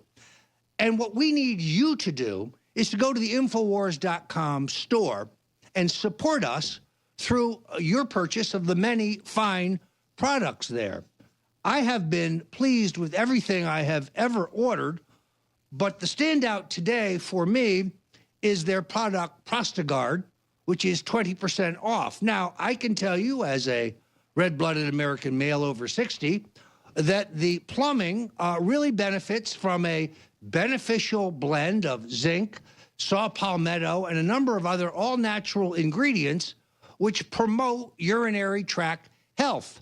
This is not a panacea. If you have a problem, see a physician. But from a prophylactic point of view, these natural herbs that can be found in Prostagard, almost all plant-based, by the way, but also the finest grade of zinc that you can purchase.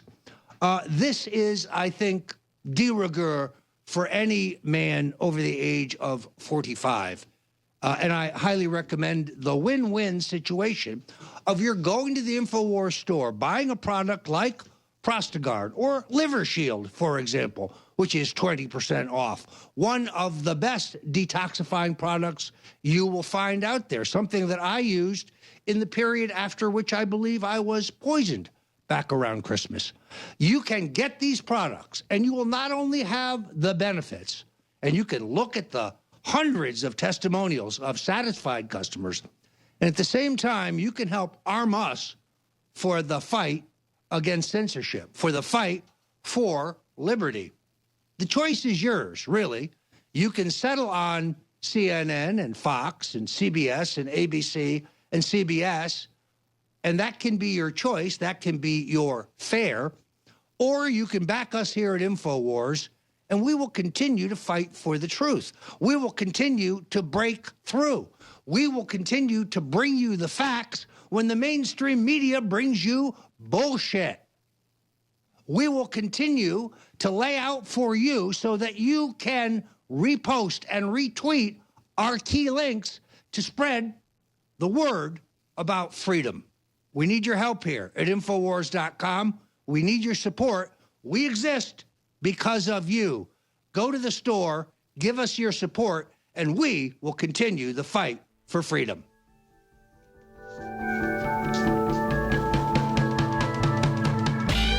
News, analysis, reports. It's the Alex Jones Show. And now, your host, Roger Stone. Welcome back to the Alex Jones Show. I'm Roger Stone, sitting in for the great Alex Jones. There's chilling new developments in the tech left's war on free speech and on a free, open internet. See, they want to crack down on the alternative voices that are featured here at InfoWars and that you've come to rely on from Stone Cold Truth.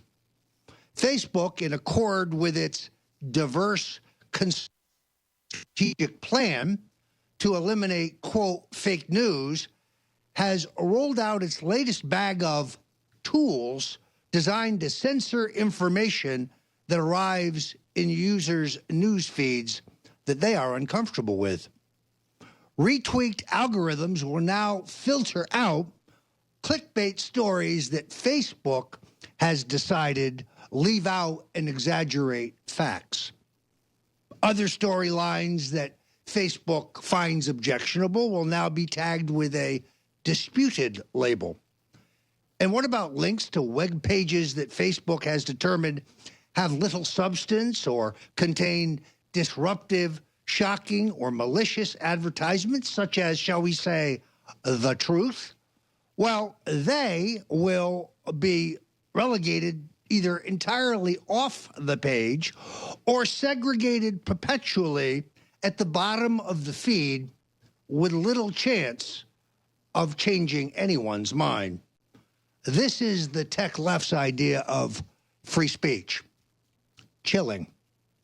Leftist foundations were the primary financiers of this effort. Soros and the Ford Foundation poured nearly $200 million into the coffers of so-called open internet advocates, but they too were joined by the Silicon Valley monopolies like Google and Facebook, who recognized regulation as further leveraging their monopoly and their control of the internet.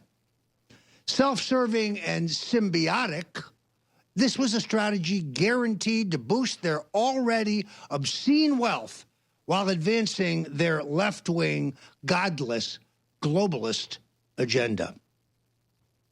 Helped, of course, that companies like Google owned the Obama White House, with Google officials visiting the White House more than 425 times, with more than 258 Obama administration officials.